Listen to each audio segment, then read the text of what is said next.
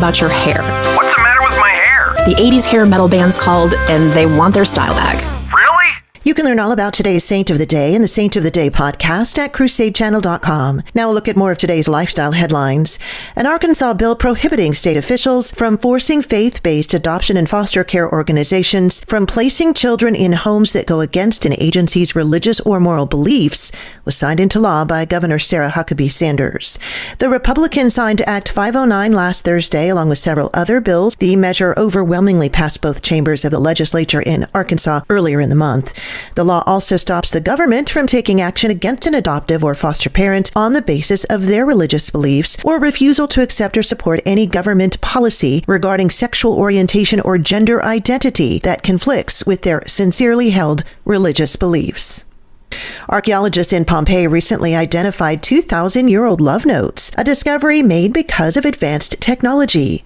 The Pompeii Archaeological Park, in a January 20th statement, said the messages were identified during research campaigns in 2022 and 2025. The findings only now coming to light.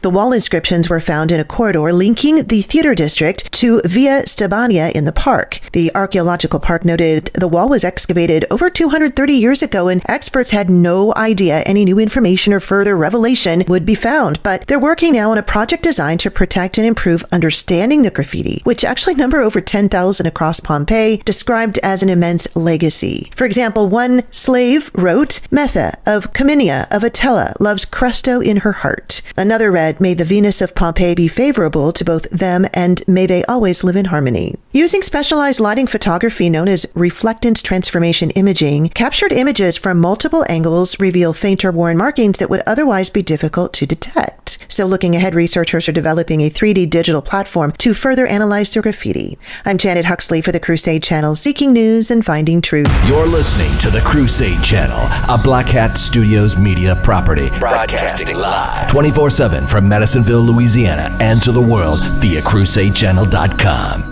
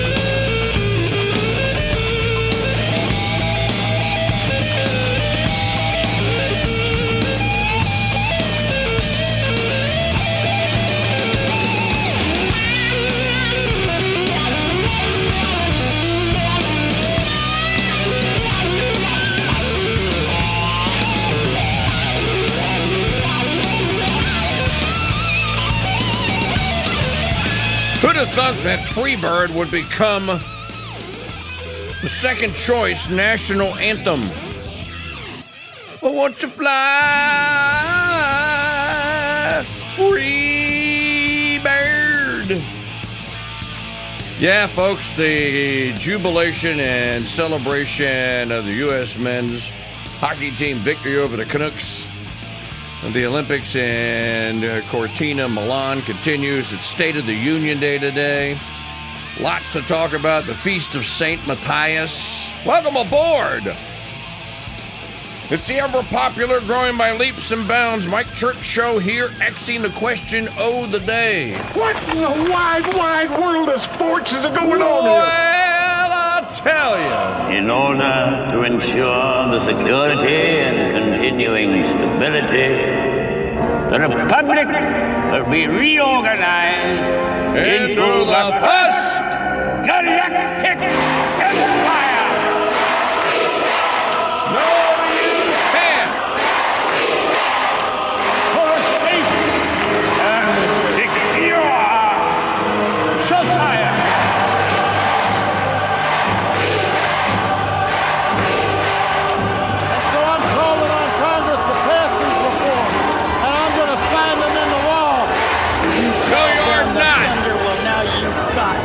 You tell them I'm coming! And hell's coming with me, you hear? Hell's coming with me! Alrighty, our call-in line telephone number if you'd like to be on the program today, 844-527-8723, 844-5-CRUSADE. Email address, same as it ever has been, I am KingDude at protonmail.com. That's IAM KingDude at protonmail.com. Crusader Stadium chat room is open, as always, for your commentary at crusadechannel.com/chat here on a Tuesday. And tonight's the State of the Union address, of course, we have that, and we'll talk about that and preview that. We played you some of the angel parents, or angel, I guess it is the angel parents, right? Angel families from yesterday. It went on for quite a while after that, and we have some recaps of that. U.S. men's Olympic hockey team. God, I love these guys, man. I gotta tell you, this is just fun. It's just fun to see a bunch of young American males happy. Not on social media, whining about this or crying about that or whining into their weak tea about whatever else it is that Trump's done wrong or whoever. And you know, they're all pretty well-mannered. You know, we get audio from the U.S. men's hockey team party. Not a lot of F-bombs being dropped. They're just having a good time. Of course, they're in Miami. Now, if you've never been to Miami before, I lived in Miami for 2.5 years, almost 3 years. I worked at 610 WIOD, and which was one of the greatest radio stations, AM radio stations in history. As a matter of fact, I was just looking this up the other day. I was updating my bio and you would call it your resume. KKD, why are you updating your resume? Yeah, I'm out looking for work. No, I was updating my resume, and I was like, you know what? Larry King used to work at 610 WIOD. That's where he became famous. That's where Phil Hendry became famous. And so I looked it up, and you know that Larry King had paid regular yearly visits back to WIOD and posed for photographs. And so one of them, so if you ever see my bio and go, why is there a picture of you? Can you take action pictures today, please? Why is there a picture of Larry King on your bio? So because dummy's standing in front of the 610 WIOD, the old sign. And everyone knew that sign. You can actually see that sign. I guess, is that Interstate? I think it's Interstate 95. Yeah, when you're going to, your studios used to be in Hollywood, Florida. You could actually see the 610 WIOD sign on the side of the brick building where the radio station was from the interstate. And somebody might even give directions like, okay, when you see the 610 WIOD sign, turn right. What's wrong? Okay. In any event, I lived in Miami. One thing about this cool about Miami are Cuban expats. And there's hundreds of thousands of them. So if you're looking for a wonderful hand-rolled Cuban cigar that might just actually, or cigar, that might actually be, or might actually have some Cuban tobacco in it, certainly Cuban handiwork, then anywhere you can go. There were literally hundreds of little cigar shops just spread all throughout Little Miami, or Little Havana, rather. I'm trying to think of the. I'm trying to remember the name of the neighborhoods. In any event, you could go and you could just get some just phenomenal like hand rolled cigars that are made right at this guy's little shop or in his garage or whatever. Very inexpensive, and they don't go through any of the trouble putting labels or anything on them.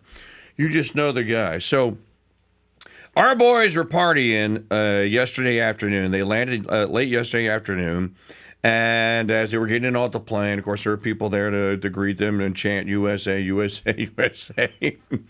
And then, now I didn't see this, but Maggie said that they left the airport together in a double-decker bus. No, when they got to Or when they got to, I didn't see it. Yes, when they got to Miami, they took a double-decker bus to the club that they were going to. That's what I said. Yeah. Not from the airport, though. Okay.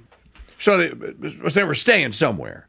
And then from there, they took a double-decker to the club that they went to, and they partied at, where they showered the crowd with champagne.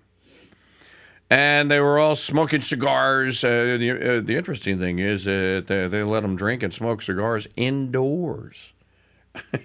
Well, the club owners, I'm not going to tell a bunch of 20-something-year-old young hockey player dudes who don't mind getting a tooth knocked out that, no, you can't smoke in here. Sorry, I don't want to put a damper on your fun celebration, but you can't have that much fun in here. We have them all singing the national anthem together. We have them singing Freebird. We have them singing We Are the Champions. We have Jack Hughes talking to whoever stuck a microphone in his face. And so we have the captain. We have a bunch of sound bites. I think, though, that the big takeaway from this, as a matter of fact, I was in here working late because I never stop working for my beloved audience. I was in here until 7:15 last night working on something for all of you. And Laura Ingraham was on Fox News, and she had Craig Boomer Esiason on. And I thought to myself, that's an interesting choice to talk about men's hockey, even though I like Boomer. I love Boomer. And he had, I just love the optics of this. He had on a black hooded sweatshirt that just said big white block letters, USA. And that's all you saw. That's all you saw. And the Boomer Esiason interview, and apparently one of his sons had played hockey, and he is a great fan of the sport. As a matter of fact, he revealed he's a New York Islander fan. Something else that I wanted to mention, I talked about this for just a bit yesterday. You know, we talk about ethics in broadcasting, and this is the Ethics in Broadcasting Network. No, I didn't steal that from El Rushbo. It just happened that way. And we practice and we preach and we teach. And send your young people to me this summer for an internship, and I'll teach them. We teach them broadcasting on and off air ethics. And something that I did not mention when I was talking about Kenny Albert calling the gold medal games for the men and the women. He actually called the whole tournament. Apparently, Kenny Albert has been calling the hockey games for NBC for the Olympics since 2002. What I did not know, and by the way, if you don't know this, Kenny Albert is the son of the once legendary, of course, he had an Epstein moment, Marv Albert, who was a phenomenal sportscaster and just a great voice behind the mic, primarily for basketball games. So Kenny is Marv's son. I didn't know that Kenny was the TV voice of the New York Rangers, and that he has been calling hockey games for them for a couple of decades. And again, I just think that the whole experience was great. You didn't have an announcer who was an America hater in Kenny Albert. You didn't have a color commentator dude who was an America hater.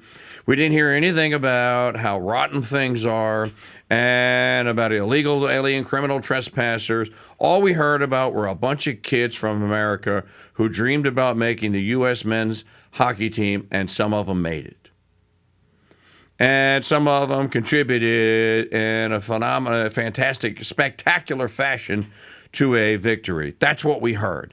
That's a great story. Why wouldn't anyone want to hear that story? Or want to retell that story? Well, one, you're a cynical curmudgeon and you just hate everything a priori. Or number two, apparently if you're a leftard, you can't find joy in anything unless it's a report that Trump is dead. There was Schmuckle Schumer on the floor of the Senate yesterday thundering and haranguing about tariffs. Now, if I was in the U.S., Maggie, see if you can find this. We knocked her for this, but actually it's kind of charming. Remember when the Florida Gators won the NCAA and Corinne Brown, during special orders in the morning after the Florida Gators had won the NCAA football championship, led by Tim Tebow, she came out into Congress in her graduation gown from Florida. She is a Florida graduate. And she goes up to the podium and said, I want to talk today about my beloved Florida Gator. And they now the NCAA football champion with their leader, Tim Tebow. And she gives this speech, and of course at the time we were like, Corinne doesn't know how to pronounce this. She mispronounces that. But the point is that she was happy, and she took to the halls of Congress and used her special order moments, and said, Mr. Speaker, I wish to be recognized to recognize my Florida Gators. Now, in hindsight now, based on what we're seeing today, I just think now that I look back on it and think about it, of how charming it was that a member of Congress is so excited about her team, the Florida Gators, winning the national championship that she went and did this. Thank you, Mr. Speaker. I rise today to congratulate my University of Florida football team for winning its second NCAA BCS Championship Bowl game in the last 3 seasons. Go Gator. I want to congratulate the University of Florida not only for being the best academic school, but also the athletic school in the country. Their 24-14 victory over Oklahoma Sooners showed off team spirit, sportsmanship, and one of the best defense plays that I've seen. They held the team, the highest scoring offense, to just 14 points. The Gators once again came back to prove that the University of Florida season was no fluke, and the Florida Gators are again a championship team that have made history. Congratulations to the great players and outstanding coach Urban Myers for coaching a remarkable group of guys. Let's do a quick fact check. The Gators have won their second national championship in the past 3 years and the third in the school's history. Florida is the 4th school in the modern era to win 2 outright national titles in 3 years. Florida finished the 2008 season with a 13-1 record, matching the single-season school record for wins. Tim Tebow became the 5th player since 1950 to win a Heisman Trophy and 2 national championships. The win makes Urban Myers the 5th active coach with multiple national titles and the 5th coach since the AP poll began in 1936 to win 2 national championships in his first 4 seasons at a school. Tim Tebow, Florida's leading quarterback, not only ran for 109 yards, but threw 18 for 30 and was flawless in the 4th quarter alone. It matters the most the pressure that he was under. The pressure. The pressure he was under. Why'd you cut it off? Oh, because it's enough. I've heard enough. I've heard enough. The point being, she's talking, okay, there's a black woman. Urban Meyer is a white guy. Tim Tebow is a white guy. Corinne Brown didn't care. She was just so happy her Florida Gator had won the NCAA National Championship that she brought it to the Florida House of Representatives and said, Madam, because she was talking to Pelosi at that time, Madam Speaker, I wish to be recognized for the record. Now, contrast this with what the Democrats did yesterday in the Florida House of Representatives out in the Galley. Black Lex Luthor spent 5 minutes haranguing the holy, unholy, living hell apparently, that all of America has become, and there's no escape from it. Well, I'll tell you something, Miss Presley. You certainly could have escaped it if you were in Miami yesterday.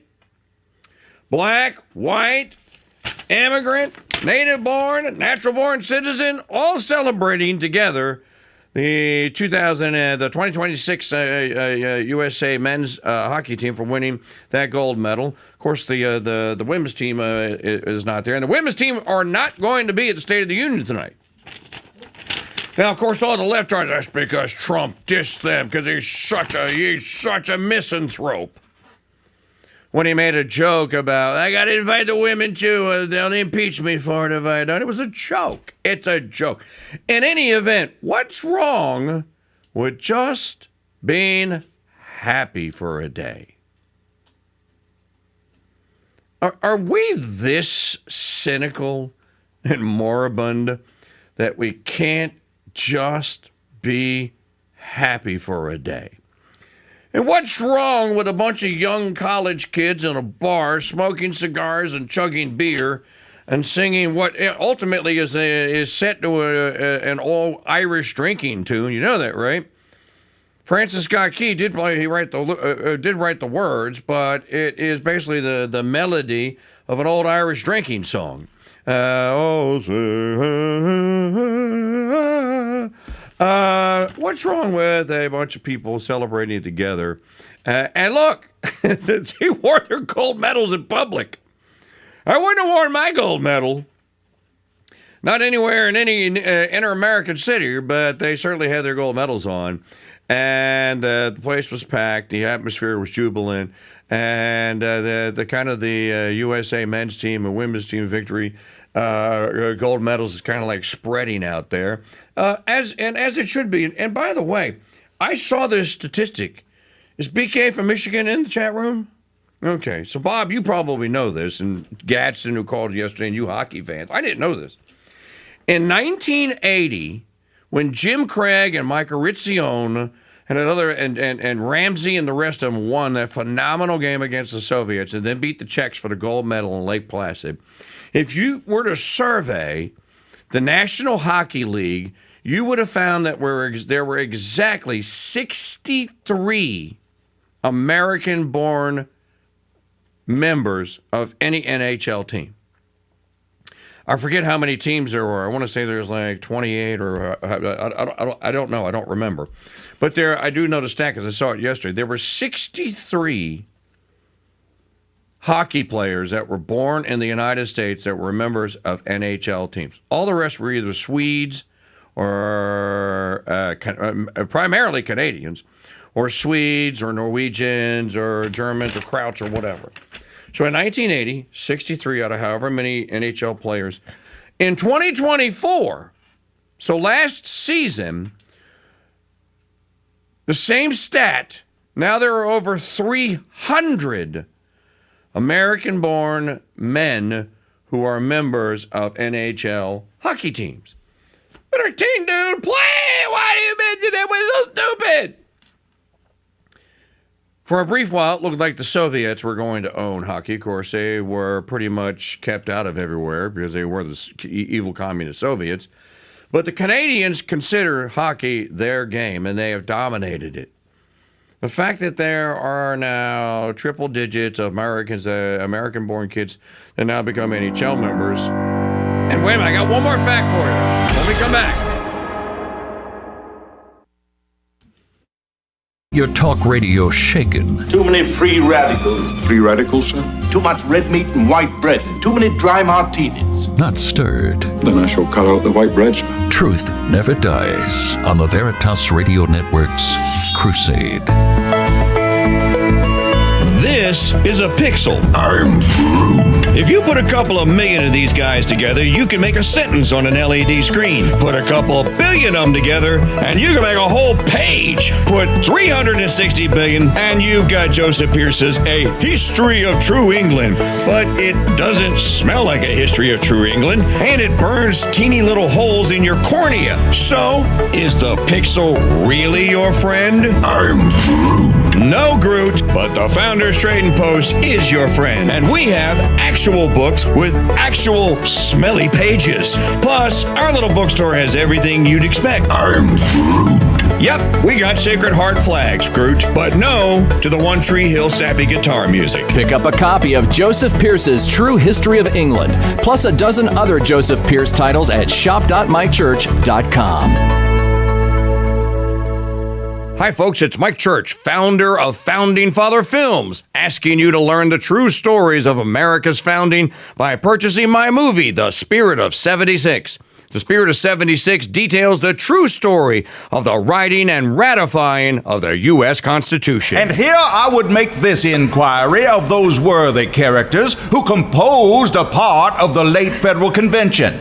Sir, give me leave to demand, what right had they to say, we the people? Who authorized them? This animated movie comes complete with collector's booklets, DTS surround sound, and is packed with hours of bonus features. Learn the true stories of America's founding and order Mike Church's The Spirit of 76 on a 2 DVD or 3 CD set. Available now at mikechurch.com/DVD and by calling 844-527-8723. I need something to listen to challenge my faith and tickle my not-so-nice funny bone. Well, you won't hear anything about Mondays coming or cheeseburgers in paradise, but you will hear the most brutally honest Catholic-inspired commentary on Parrot Talk. Weekdays. Oh, this Boats, Beaches, Bars, and Ballads fan sees what you did there. Weekdays at 2 Central on the Crusade Channel, our app, and always on CrusadeChannel.com. Live talk and podcast radio. The way it should be. Hey, it's Mike Church with another adventure in Stuff You Really Don't Need to Know. The difference between an antidote and an anecdote. One is a cure for something that's poisoned you, like a corona hoax vaccination, and the other is a short accounting of facts, something the aforementioned vaccine has almost none of. Here's another anecdote for you. The flag of the Sacred Heart of Jesus is also known as the Carillon de Sacré-Cœur, or the original flag of Quebec. And did you know that our Founders Trading Post is the exclusive maker and distributor of this one-of-a-kind, full-size, beautiful flag right here in America? Yep. Order a Sacred Heart flag right now and take $5 off and get a matching Sacred Heart flag bumper sticker for free. Don't cost nothing. Hurry, spring is coming and supplies are limited. To order, go to mikechurch.com/flag or call us 844-527-8723. The Mike Church Show wanted to choose a special term for the loyal and erudite members of our audience. But dude was already taken. Dude.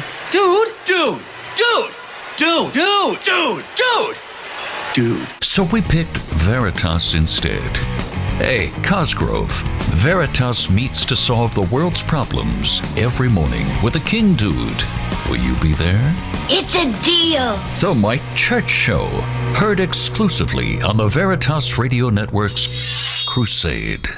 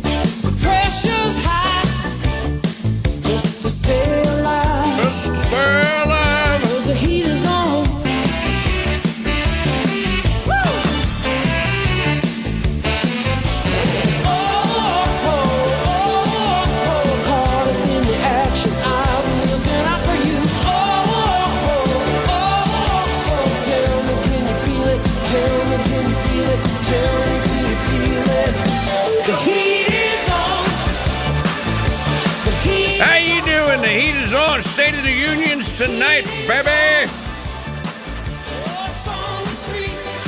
So Mike Church Show here, the Sultan of Sapientia, the Oracle of Optimism. gaining by leaps and bounds and becoming more popular by the day amongst America's youths.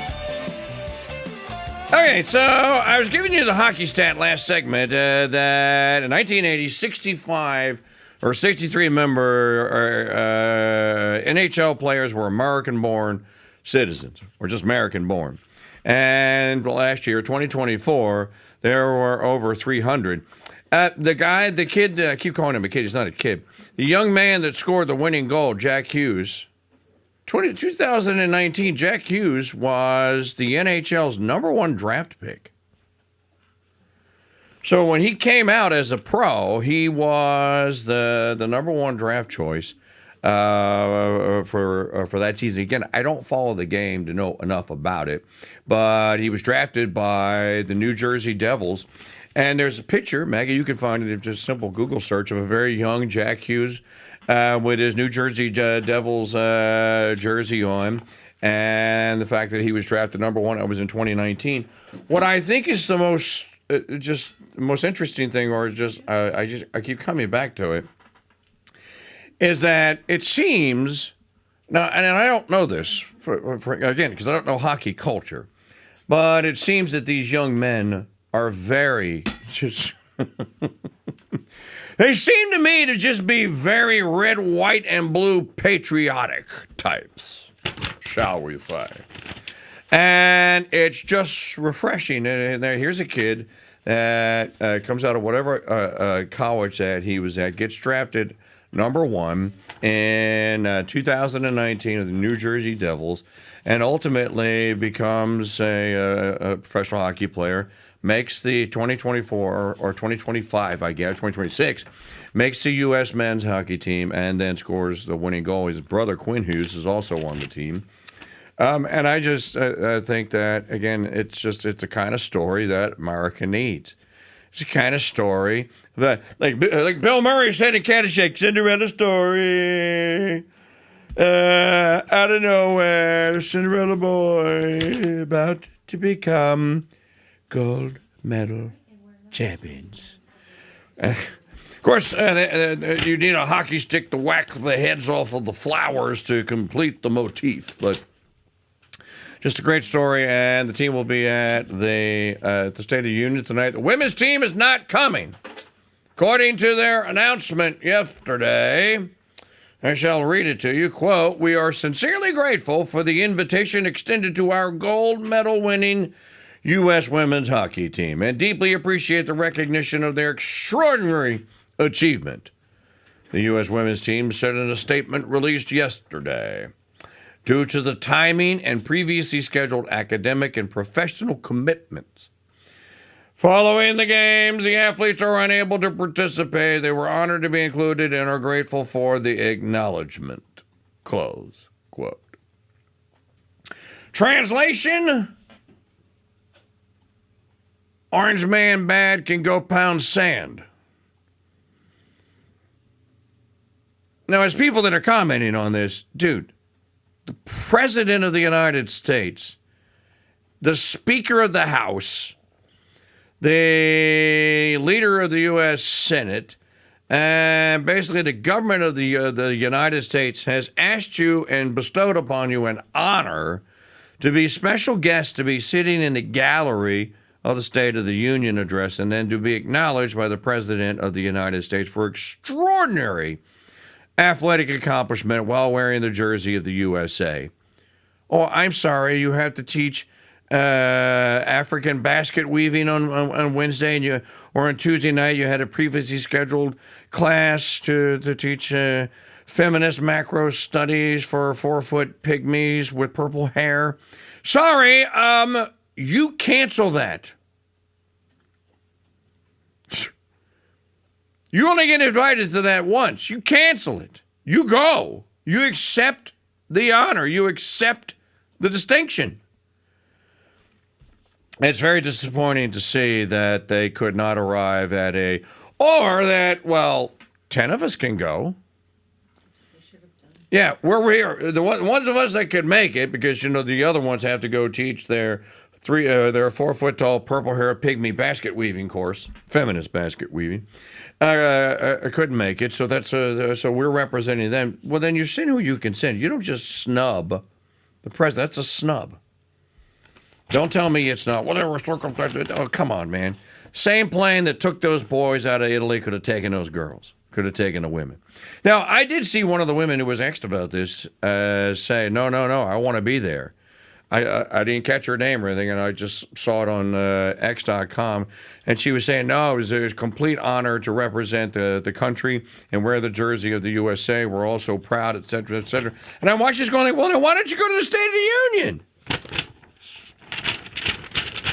So in any event, they won't be there, but the boys will be there. And live coverage tonight. What time does the State of the Union start? Folks, it is such a long night. I'm gonna have to have a nap. Because, we start my day starts 9 Eastern, so that's 8 Central, so we'll come in like at 7:30 or something like that. We start our day at 2:45. That's when the alarm goes off. Now, people go like, why do you have to get up so early? Well, first of all, you just rotate your cycle back, and you just get kind of used to it. You go to bed earlier. It sucks in the summer because the sun's still out, and it makes it just a little bit more difficult to fall asleep. But in any event, our day starts at 2:45, so and he goes long. If he starts at 9. He won't be finished until around 10:45 Eastern or somewhere up in there. Well, he said yesterday, the State of the Union, it's going to be long. There's so much good stuff. It's going to be long. I tell you in advance, it's got to be long. We will cover the whole thing live for you tonight. And you will have access to our commentary, to your commentary, and we'll all be in the Crusader Stadium chat room tonight. So this is a long double overtime day. I expect donations today. Seriously. This is one of these events where we go out of our way and over and above to make sure that the Red, White, and Dude Nation is served during a great political and countrywide event as the SOTU. So, crusadechannel.com/donate. Who's going to start us off today? crusadechannel.com/donate. I've invited Mike Parrott to join us. Don't know if he will or if he can. And Magdalene Rose will be with us tonight as well. Did you see that they didn't say this before, but the pictures, because people like pictures that they put and they published from Nancy Guthrie's house were taken on different days? I just saw it.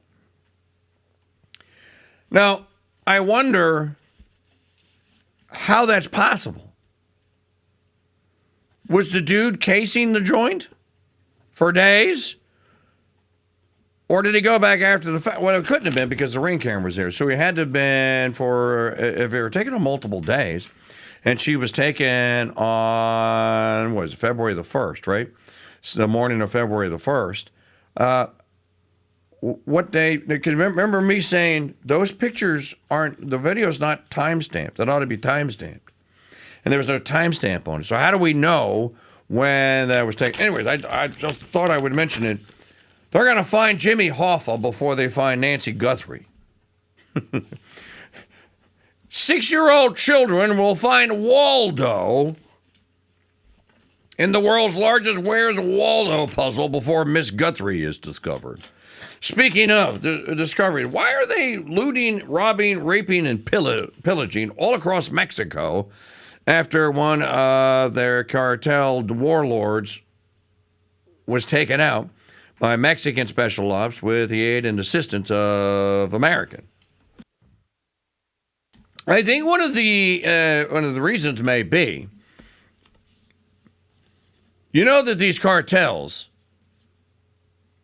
want their members to be religious.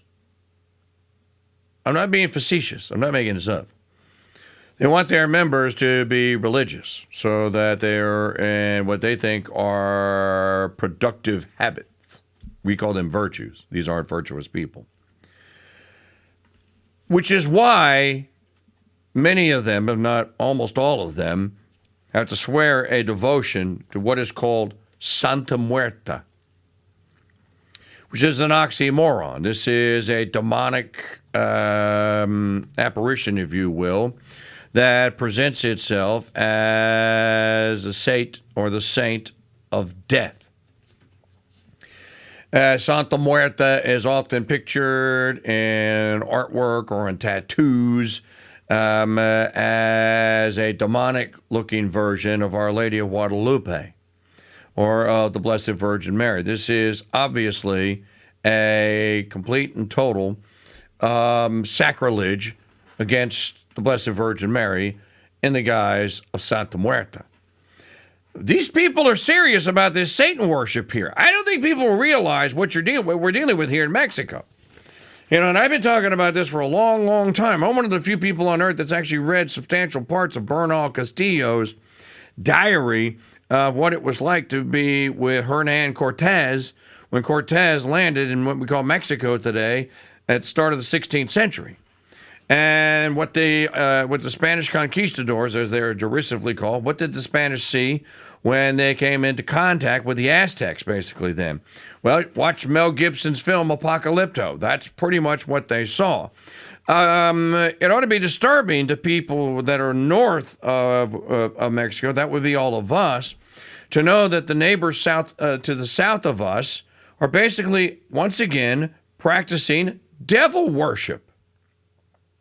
The Aztecs were practicing devil worship on top of their pyramids. One of them, Tenochtitlan, is in what we call Mexico City today. And they sacrifice children and adults alive to the demonic god. One of them is called Quetzalcoatl. If you go to Wikipedia, you could see a statue of Quetzalcoatl, which is still at the archaeological site that is the pyramid of Tenochtitlan. And, of course, all of this is brought to an end by the introduction of Christianity and Catholicism into Mexico, the apparition of Our Lady of Guadalupe appearing to St. Juan Diego, the confirmation by the bishop of Mexico City or Tenochtitlan that the apparition was real, and then the devotion that started afterwards and the conversion of upwards of 10 million Mexicans who were baptized over the course of the next 10 years. And Mexico goes from being a cannibal haven where demon Satan worship is practiced into becoming a very productive and beautiful Catholic country. You could call it a colony of Spain. But, you know, there are mission towns all over Mexico. You can't drive through Mexico and not find mission towns where the church is at the center. Contrast that with where they're at today. I think that the members of the cartel were holding El Mencho and the same kind of fake ersatz esteem of a divinity, like Jesus Christ our Lord, like people held Jim Jones. And there's something, what was this on the wacko that you were watching, the documentary? I only caught a piece of it yesterday. The one in Alabama, who they were all worshiping. Alamo. Right? Alamo. His last name was Alamo. Alamo, but he called it... I can't remember what they called him. It differently. Was it Alamo? Alamo. Alamo. And then who was the other one that had the perverts there? Jeffrey, this was more recently, where the kids were being sexualized, and they come to find out that the Pastor Jeffries, I can't remember his first name, was basically recruiting these women so that he could be part of his harem. These are all... understand what this is, ladies and gentlemen, or the audience. These are ersatz Christs. Fakes. These are fakes. So these are, that's your divinity, that's your prophet, that's your religious leader. That is who's going to get you to heaven. Well, no, because there's only one way to get to heaven, and Jesus told us. You can read the New Testament, and most of you know all about it. You're not going to get there by devotion and subservience to Jim Jones or Alamo or Jeffries or any of these other kooks or the Mormon Tabernacle Church or anything else. So I think that the El Mencho dude had been elevated to AirSat's deity status, meaning they treated that guy like he was a prophet or like some sort of a messiah, and they were following him. So you killed him. You killed basically what they erroneously and diabolically have been lured into thinking was their ticket to heaven. Or I don't know, maybe they were trying to get to hell. And then to me, this is religious extremism. You don't have this kind of devotion to the guy that you work for unless you hold him in some sort of higher spiritual esteem. Does that make sense? If the men that were working on the Mustang in the 1960s under Lee Iacocca, if whoever, the Italians had come in and drone striked the Ford development campus where they were developing the Mustang and taken out Iacocca, I don't think that the engineers and the builders of cars at the Ford Motor Plant would have gone on a riot, rampage, rape, and burn spree, if that makes sense. Why would you go on one for El Mencho? Because you treat him as if he is a deity of sorts. That's why. You can then see, okay, why are these cartel members capable, this average, like, what goes into the thinking of the mind of someone that agrees to get in a super souped up powerboat and leave Caracas? Basically, we used to call back in the day a cigarette boat, and then leave Caracas with 2,000 pounds or 2,000 kilos of shrink-wrapped cocaine or fentanyl, knowing that Hexeth and the boys are watching you from the sky, and you're probably going to get blown to kingdom come. Well, two things. One, you have their family held hostage and tell them if they don't do it, you're going to kill the family. Or two, you have a religious, sort of religious devotion to this guy. So, you're seeing some of the files, some of the footage that's coming out of Mexico. There are cars burnt, just incinerated. Everywhere. There's a scene in I guess it's the airport of Mexico City, where there are men that are running through the airport, just shooting anyone that's there, that just happens to be there. And then there's gangs going through it. It's just people look at this and go like, the shelter in place order still stands. Well, why would the Mexicans that were under El Menche, why would they be acting like this? Because again, common sense. They didn't think of him as just a guy.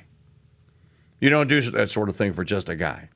You do that sort of thing because you think that dude is your ticket to ride to heaven, as I said, and of course it's not.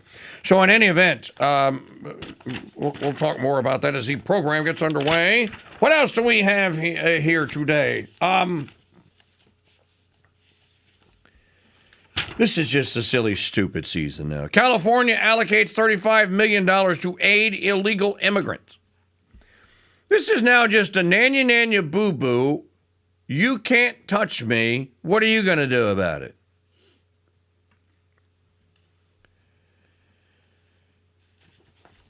This is gruesome Newsom going like, I'm going to give $35 million that I don't have in existing humanitarian funding for basic needs and legal aid.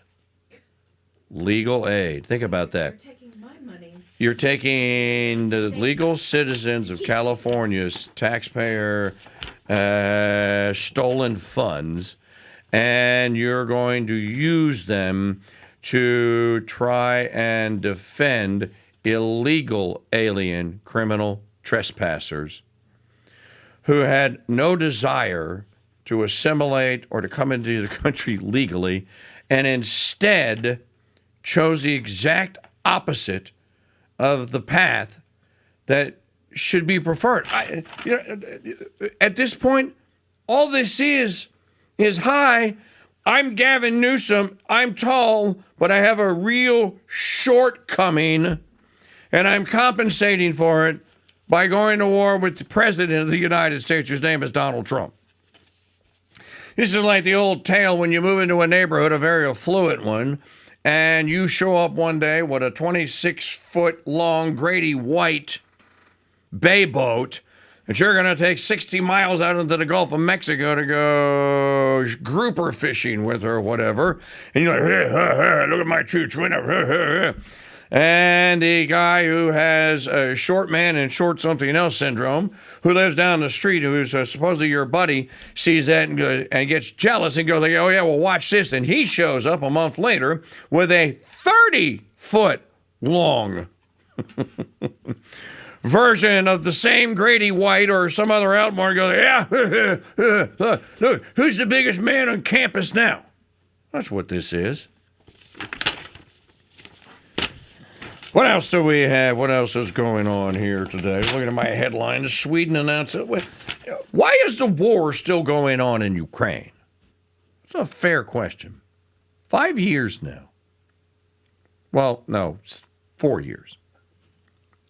Started in 2020, in February of 2022, right? Feels like longer than that. Why is it still going on? Well, because as I told you, when this whole thing began, the Russians treat this as the final war. This is it.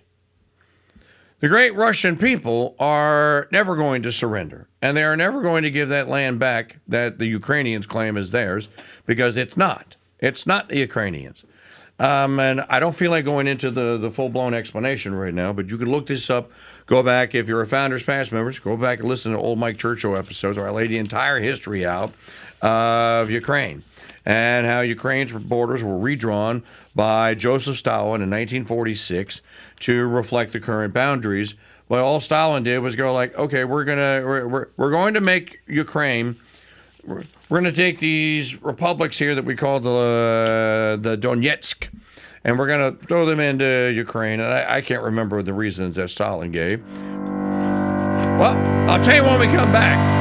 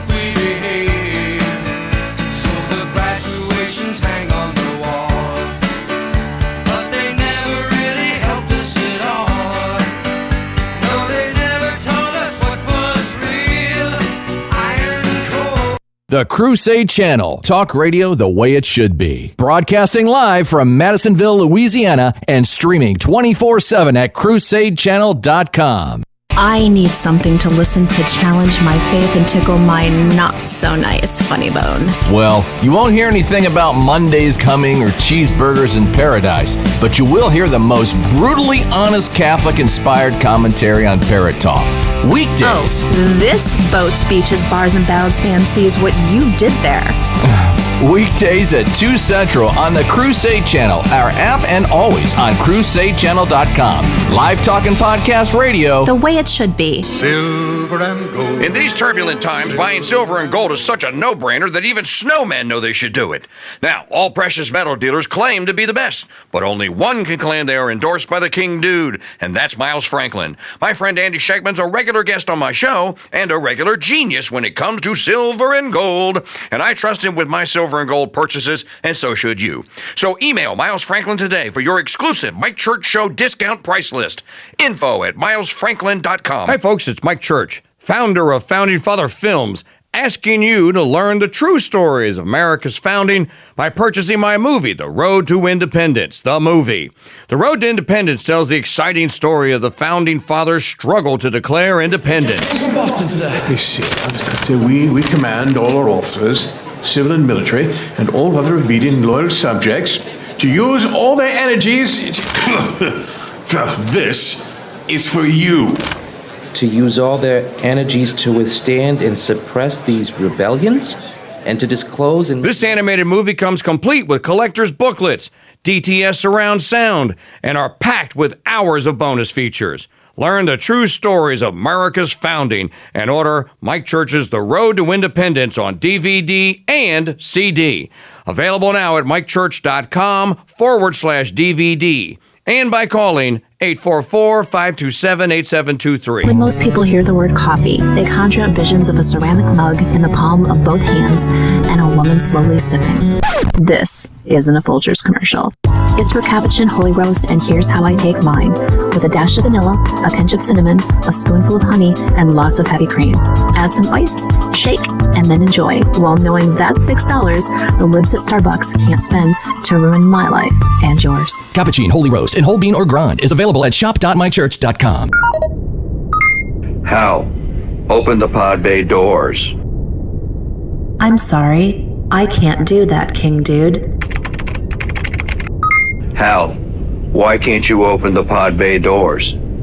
Because, KingDude, MAGA Earth isn't ready for you yet. When will MAGA Earth be ready for me, Hal? When 1.76 trillion scales have fallen from their eyes. Oh. Yes, Hal. And KingDude, they'll also need a wicked sense of humor. Don't be stuck in the broadcasting world of 2001. Grab a Crusade size update and catch the Mike Church shows weekdays from 7 to 10 a.m. East, exclusively on the Crusade Channel live talk and podcast radio for the 2025 listener, the way it should be. You're listening to the Crusade Channel, live talk radio for the men of new Christendom and the trad wives who love them. Hey, it's Mike Church with another adventure in Stuff You Really Don't Need to Know. The difference between an antidote and an anecdote. One is a cure for something that's poisoned you, like a corona hoax vaccination, and the other is a short accounting of facts, something the aforementioned vaccine has almost none of. Here's another anecdote for you. The flag of the Sacred Heart of Jesus is also known as the Carillon de Sacré-Cœur, or the original flag of Quebec. And did you know that our Founders Trading Post is the exclusive maker and distributor of this one-of-a-kind, full-size, beautiful flag right here in America? Yep. Order a Sacred Heart flag right now and take $5 off and get a matching Sacred Heart flag bumper sticker for free. Don't cost nothing. Hurry, spring is coming and supplies are limited. To order, go to mikechurch.com/flag or call us 844-527-8723. We all have our least favorite cliches, but for this Southern girl, its beauty is in the eye of the beholder. What? That's like saying that chicken is as tasty grilled as it is Southern fried. Please. One of my favorite things to see beauty in are rosaries. I just love the combination of colors, material, or the simple beauty of the tri-bead. Well, For these southern eyes, there is no finer maker of rosaries than the Little Bayou Rosary, started by my friend and yours, Maggie O'Connell. The rosary has a beautiful rosary handmade in Louisiana just for you, and each one is a unique, beautiful work of art. We have an almost unlimited variety of styles, color combos, and patron saint inspired rosaries. To order, go to mikechurch.com/rosary and view our current original designs. Available only in the Founders Trading Post at mikechurch.com/rosary or call us at 844-527-8723. In a world more and more infiltrated with fake news, AI-generated slop, isn't it great knowing that Crusade Channel News is still researched, written, and performed by actual humans? Hey, what are you doing in here? Oh no! Get your hands off of me! You chipped my chip. Boys, break it up. Jeez. Catch Crusade Channel News weekday mornings on the Crusade Channel. Live talk and podcast radio the way it should be. No AI was harmed in the making of this radio content, but we hope to next time. In the era of the Biden regime, the Mike Church Show lives by the creed, if at first you don't succeed, try again. And if that doesn't work, move to Grenada. Wordsworth, Romney, field investigation finding obsolescence. Do you know why you're here, Mr. Wordsworth? Yes, sir. I'd ask you to speak up a little, if you will. Yes, sir, I know why I'm here. You've been under investigation, Mr. Wordsworth, for the mandatory period of 1 year and 11 months. You're found to be obsolete. The purpose of this hearing is to make a finding in the matter and make a sentence accordingly. Do you understand that? Yes, I understand that. Your occupation, Mr. Wordsworth? A librarian, sir. A what? A librarian, sir. Has this man had counsel? Yes, sir, he has. Are you sure he knows his rights? He's been given orientation, sir. Mr. Wordsworth, I'm told that you've had counsel. Stand back in the light, Mr. Wordsworth. I'm told you've had counsel and been given orientation, Mr. Wordsworth, but I'm still not sure in my own mind that you understand the purpose of this hearing. The field investigators in your sector have classified you as obsolete. This finding carries with it serious implications. Do you understand that, Mr. Wordsworth? Now I ask you again, your occupation? I am a librarian, sir. That is my occupation. That is my profession. If you people choose to call that obsolete... Request clarification of the term? Yes, the term, Mr. Wordsworth, you people. You make reference to the state? I make reference to the state. And you persist in declaring your occupation as being that of a librarian. Is that correct? That is correct, sir. A librarian. Having to do with books. Yes, sir. Books. Since there are no more books, Mr. Wordsworth, there are no more libraries. And of course it follows that there is very little call for the services of a librarian. Case in point, a minister.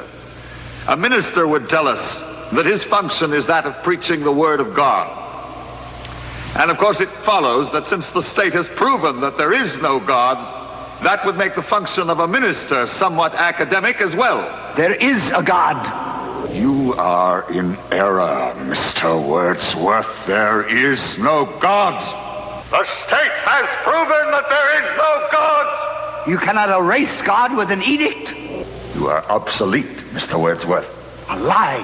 No man is obsolete. You have no function, Mr. Wordsworth. You're an anachronism, like a ghost from another time. I am nothing more than a reminder to you that you cannot destroy truth by burning pages.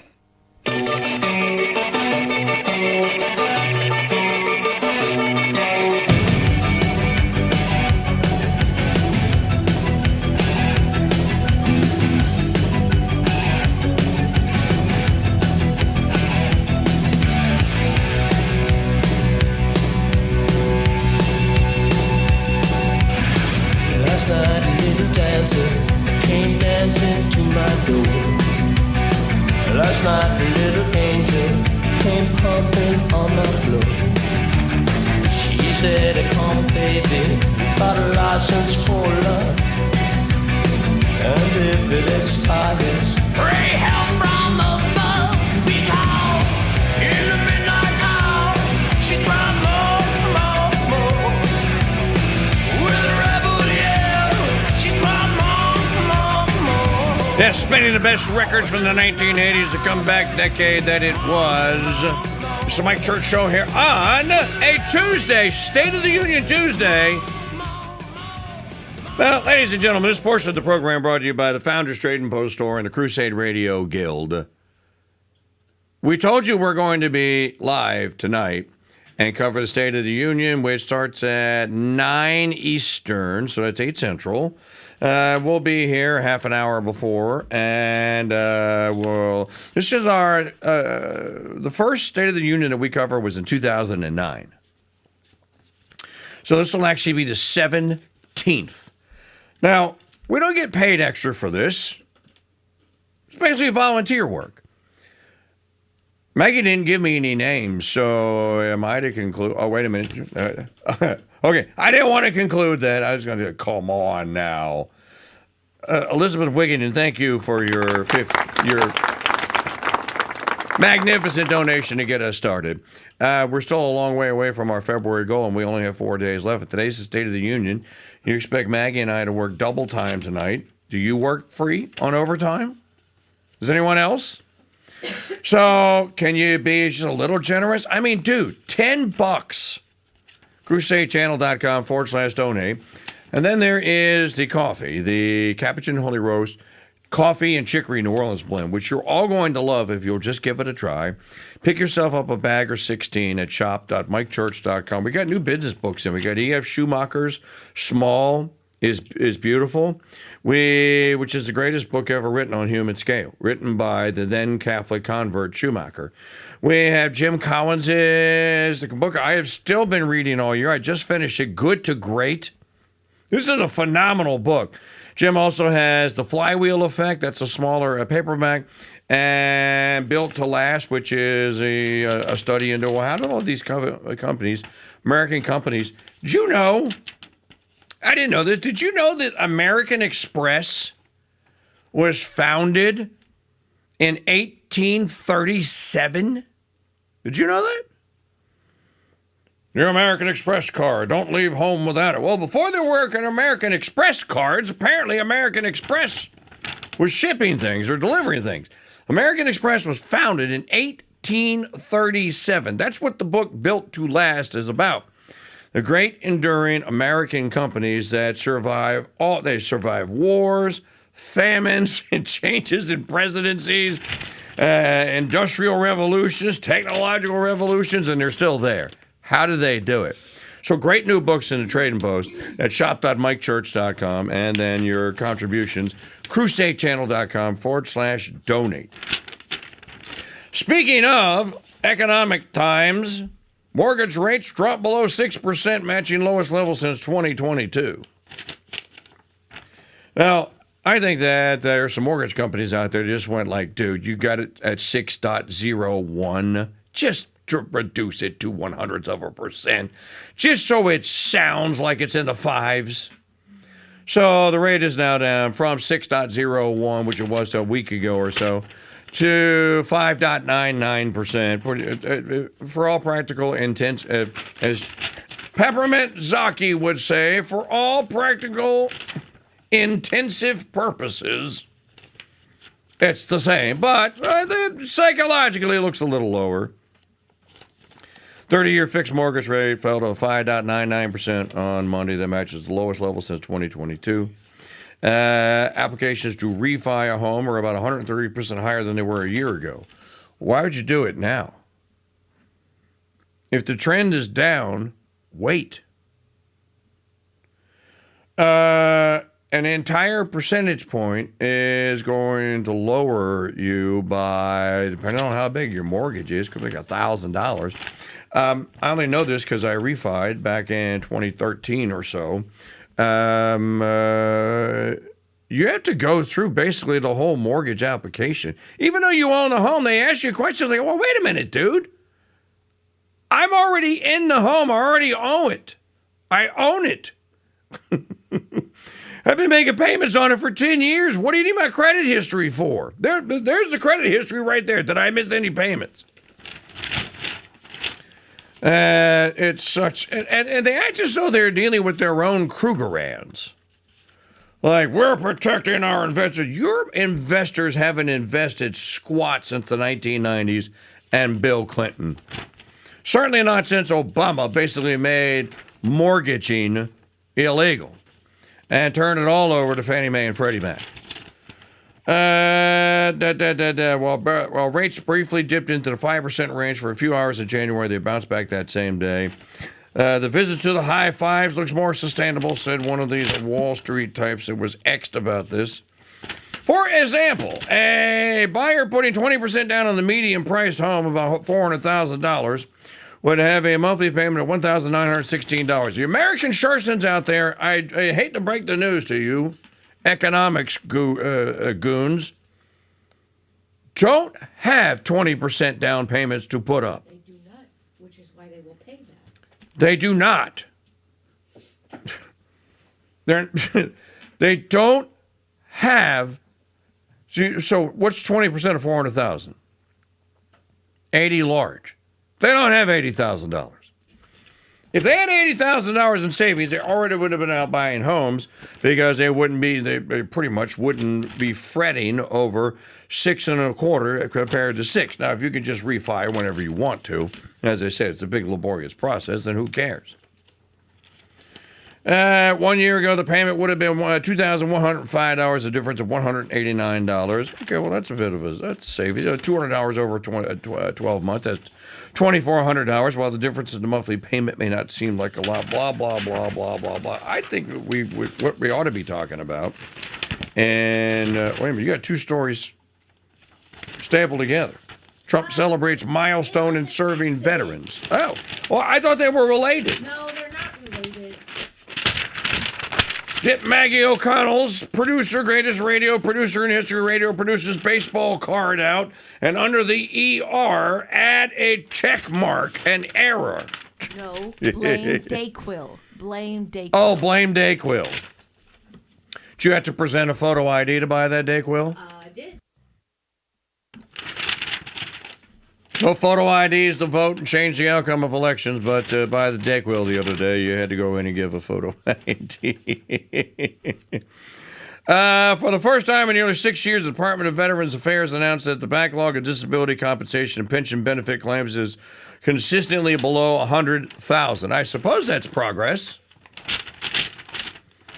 The VA has not reached this milestone since May 2020. Gee, I wonder what was happening in May 2020. Who was president then? Don't want to speculate on that one. He reported an average backlog of more than 200,000 claims from 2021 to 2024. Gee, I wonder who was president then. The department has now cut the backlog of veterans waiting for VA benefits by 63%. After it increased 24% under the Biden regime. Well, that's because Trump actually cares about the veterans. Unlike Biden, who I don't even think Biden gave lip service to veterans, because he certainly didn't care about mandating that men that were long time in the military, call them veterans, who hadn't yet retired, take the death jab. Either take the death jab or I'll ruin your life. And I'll dishonorably discharge you, and you're never getting another job anywhere, and you're not getting your military pension. Doug Collins is overseeing the VA now. VA's claims processing productivity is the highest it has ever been. And we look forward to continuing to provide record levels of service to veterans and VA beneficiaries. I have a suggestion, Secretary Collins. President Trump and anyone else in the House of Representatives, stop making wounded veterans. Stop making wounded war heroes. Stop it. We have these things on either side of us. On the West Coast, it's called the Pacific. On the East Coast, it's called the Atlantic. They're called oceans. You have to have mighty ships to cross an ocean and equally mighty men to stay alive on said ship. No one is coming to invade the United States and land in beach warcraft in Camden, New Jersey, or on the Jersey Shore, or on San Diego's Mission Beach. Okay? We're safe. You may have a threat from cartels in the South, And maybe they could come through Canada, since Canada hates us now since we beat their hockey team. But they're not coming via ocean. We don't need to fight everyone else's wars. You know, I saw some, who was it? I'm trying to remember now. Hang on, let me think. I saw some conservative talking about, I'm following President Trump's Make Iran Greater Again or whatever, free. I know what it was. Somebody asked me if I was going to CPAC this year. And I said, you know what? I completely forgotten about it. No, probably not. And the dude said, well, I'm going. And I said, oh, you're going to, I thought it was in Mordor, right? And he goes, no, it's in Dallas. It's in March. I went, oh, okay. So I said, well, I'll check into it. I'll look into it.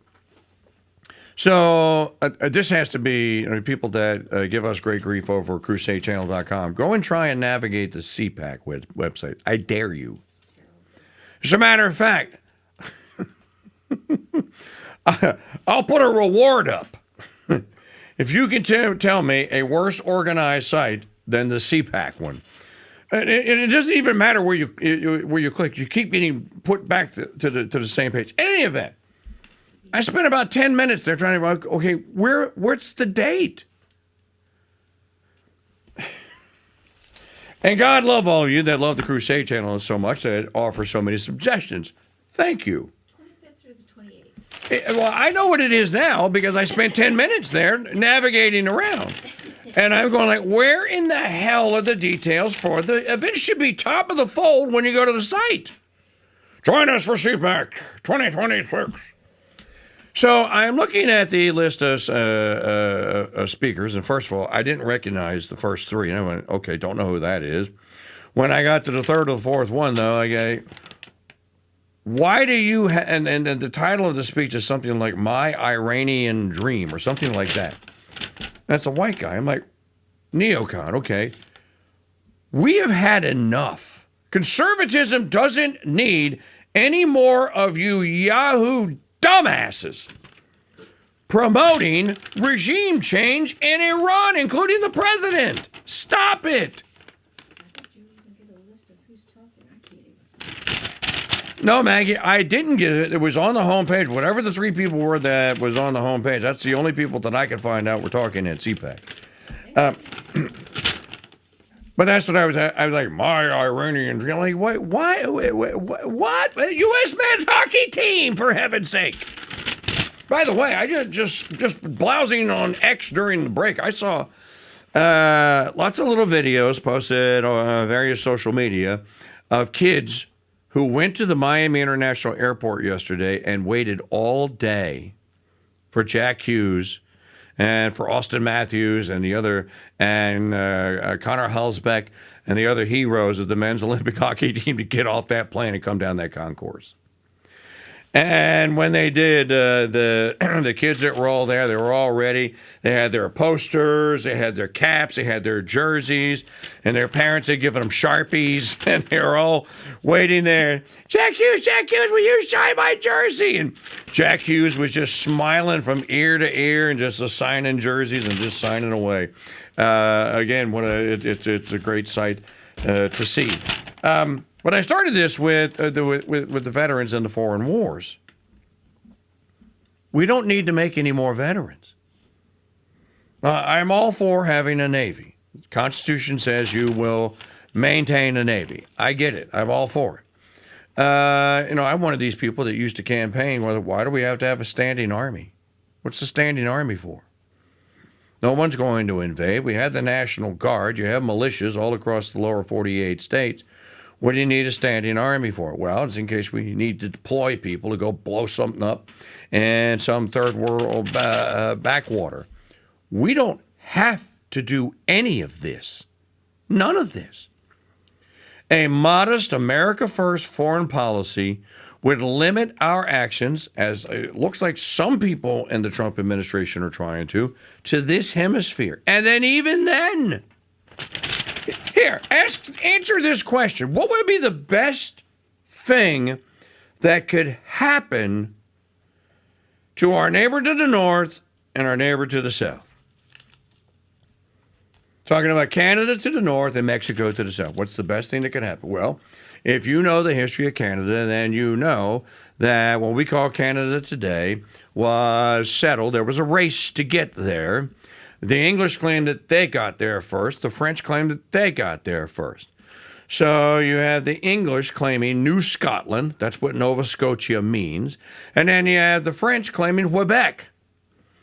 And the French saying that, and these are French Catholics. So you have the English Protestants claiming that, New Scotland, Nova Scotia. And then, of course, the Danes claim Newfoundland. My point is that the history of Canada is European migrants. English-speaking migrants settled in one place. But it is so funny. Can I be let in on the joke? Did someone donate minus $10 in the chat room and send me a bill? No, you were saying, what's the best thing that could happen to our neighbors in the north and our neighbors in the south? And the only thing I could think of was Trump could buy them. Oh, we could annex them. The neighbors to the south were Spanish colonies mixed in with the nativists, the Aztecs, and the other tribes over there. And for 2 centuries or 3 centuries, they were Catholics. And again, I said this yesterday. Why wouldn't you want Mexico to be Spanish and Catholic again? Now, the Spanish had their own set of problems. This is true.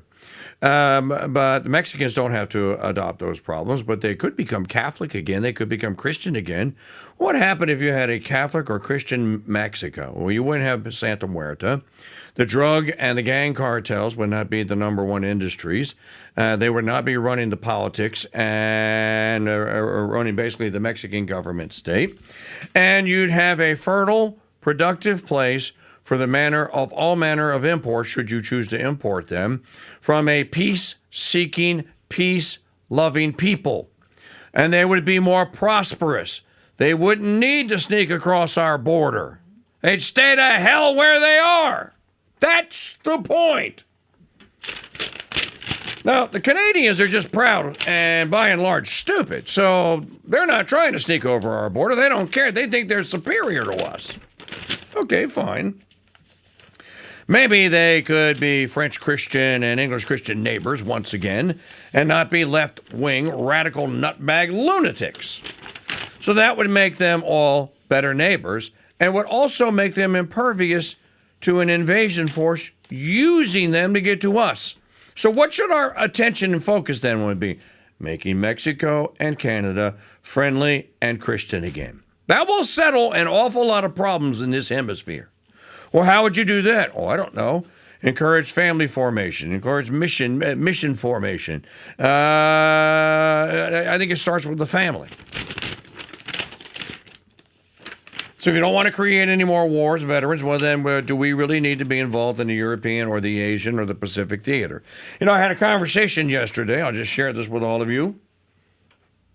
So I couldn't goad anyone into $5 a segment. Not a single solitary. What has happened to my Crusaders? What is going on? I demand to know what the hell is going on out there. You know, when we were COVID and we were important, if I said donate, it would be 35, 40 donations a day. You can't get 35 or 40 a month now. And I look at the listener stats, and they're the same. They're pretty much the same. So what's going on? CrusadeChannel.com/donate. I talked to my old screen printing buddy at Full Pop Prints yesterday, and I was like, Cleo, dude, can we get a Made in America t-shirt? He goes, I can get you one, but you're going to hate it. I said, why am I going to hate it? And he goes, well, I'll send you one. Just wash it once. I said, is it really that bad? He goes, it's horrible, Mike. He goes, we get customers just like you every month saying, can we get some Made in America stuff? And he goes, and I tell him, you can. I'm not going to sell it to you. And I'm not going to print anything on it because it's going to shrivel. We'll be right back. The Crusade Channel, your talk podcast and Fiorella File station. Fiorella is the literary savage who skips sensitivity training. She is the librarian who reads and reviews books so you don't have to. Hello and welcome to the Fiorella Files. On my show, I will be introducing you to books, classic and contemporary, that you must read, should enjoy reading, or should not touch with an 11-foot barge pole. 10 to 11 a.m. Central, every Monday on the Crusade Channel, our app, and always on CrusadeChannel.com. Live talk and podcast radio. The way it should be. Okay, please enter the 9-digit two-step authorization code we just emailed you. Jeez. What do you mean, prove I'm human? Okay, that's a car. That's a car. That's a car. Those are not cars. Please try again. Oh my gosh. I'll show you. Try again, stupid piece of AI mother. Here, try this. Jim, what are you doing? Good grief, man. This isn't Office Space the movie. What are you trying to do? I just wanted to send the KingDude a donation through the stupid computer. Like Trump, the KingDude makes everything better, including donating, which you can now do by mail. Mail? They still have that? Of course they do, and the KingDude's keeping the ponies running on time and in business. Just snail mail your donation to P.O. Box 400, Madisonville, Louisiana, 70447. Ha! And you can't. You're such a boomer. Me this time. And wait a minute. I know they're around here somewhere. There! Ha-ha! Dude, those are airmail stamps from the movie Airplane. Surely you have... Of course I do. And don't call me Shirley. The Crusade Radio Guild is a 501c3 nonprofit corporation, so your donations are tax deductible. Donate today, the Crusade Radio Guild, P.O. Box 400, Madisonville, Louisiana, 70447. The Crusade Channel and the slaves of the Immaculate Heart of Mary's Sisters present the Saint of the Day. Hello, Crusaders. This is Sister Maria Filomena with your Saint of the Day. February 24th, Saint Matthias was martyred in the year 65. Saint Matthias was the apostle chosen in place of Judas Iscariot, the traitor and suicide. Saint Matthias was beheaded by the Jews in Jerusalem. His body is kept in the Church of St. Mary Major in Rome. There is a quote from Saint Matthias recorded by Saint Clement of Alexandria that Dom Guéranger found it worthwhile to quote at this time of the liturgical year. Saint Matthias wrote, "It behooves us to combat the flesh and to make use of it without pampering it by unlawful gratifications. As to the soul, we must develop her power by faith and knowledge." Dom Guéranger also gives this following hymn taken from the Byzantine. "O blessed Matthias, spiritual Eden, thou didst flow like a full river from the divine fountain. Thou didst water the earth with thy mystic rivulets and make it fruitful. Do thou therefore beseech the Lord that he grant peace and much mercy to our souls. O Apostle Matthias, thou didst complete the sacred college from which Judas had fallen, and by the power of the Holy Ghost thou didst put to flight the darkness of idolatry by admirable lightnings of thy wise words. Do thou now beseech the Lord that he grant peace and much mercy to our souls. He that is the true vine sent thee a fruitful branch, bearing the grapes that give out the wine of salvation. Saint Matthias, pray for us." Thank you for joining us for this brief summary of today's saint. Tomorrow's saint is Saint Walburga. To access all of our Saint of the Day recordings as podcasts, head to crusadechannel.com/saints. You can learn more about our sisters and contribute to the building of our convent by visiting stphilomenaconvent.org. I'm Sister Maria Filomena, and until next time, God bless and Mary keep you.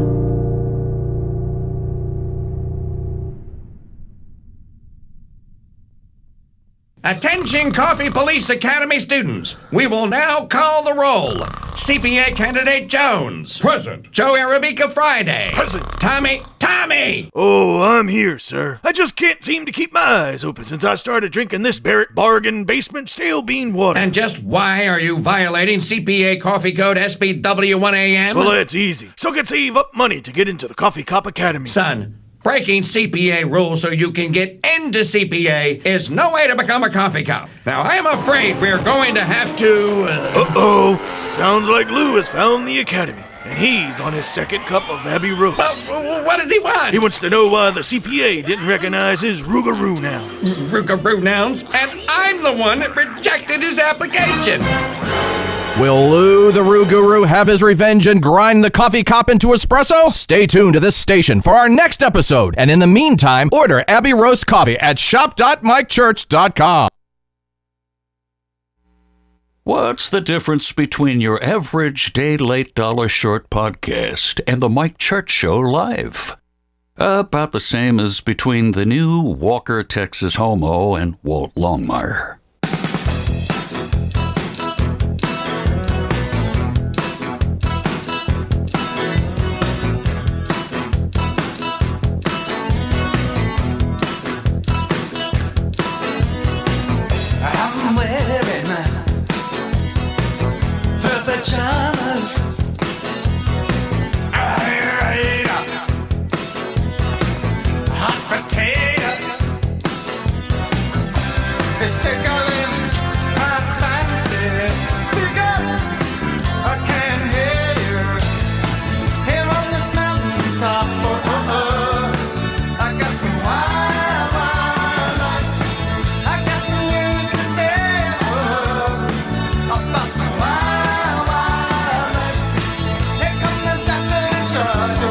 So the official link to donate is crusadechannel.com/donate.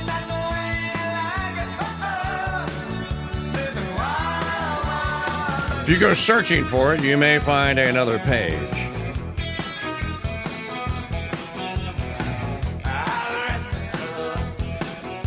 So Mike Church Show here, leading by example. Tonight's the State of the Union. This portion of the program brought to you by our friends at mypillow.com/KingDude. For the best night's sleep in the whole wide world, visit mypillow.com/KingDude.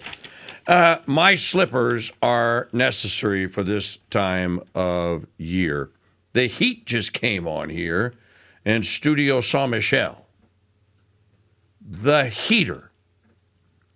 It's February the 24th. So I'm going like, Maggie, why is it hot in the studio? Because you have the heater on. I said, why is that? Because it's cold outside. Well, it's not that cold outside. Apparently, it's actually down to 33 this morning. So don't want us like wherever you are, but a blessed Tuesday to you. MyPillow.com/KingDude. Don't forget the Rev 7 energy drink if you're into that sort of thing. The My Pillow sheets and mattress toppers and so many more. You know, your My Pillow is sized by your t-shirt size. So you're going to want to have that handy when you purchase your My Pillow or your My Slippers or your My Socks and so many other great products that they have all at the same place at mypillow.com/KingDude. Tell them I sent you. What are you meandering about for over there? I thought we were going to do some digital media files. Did you discover anything interesting over there while she was over there with the other? Can you file a report?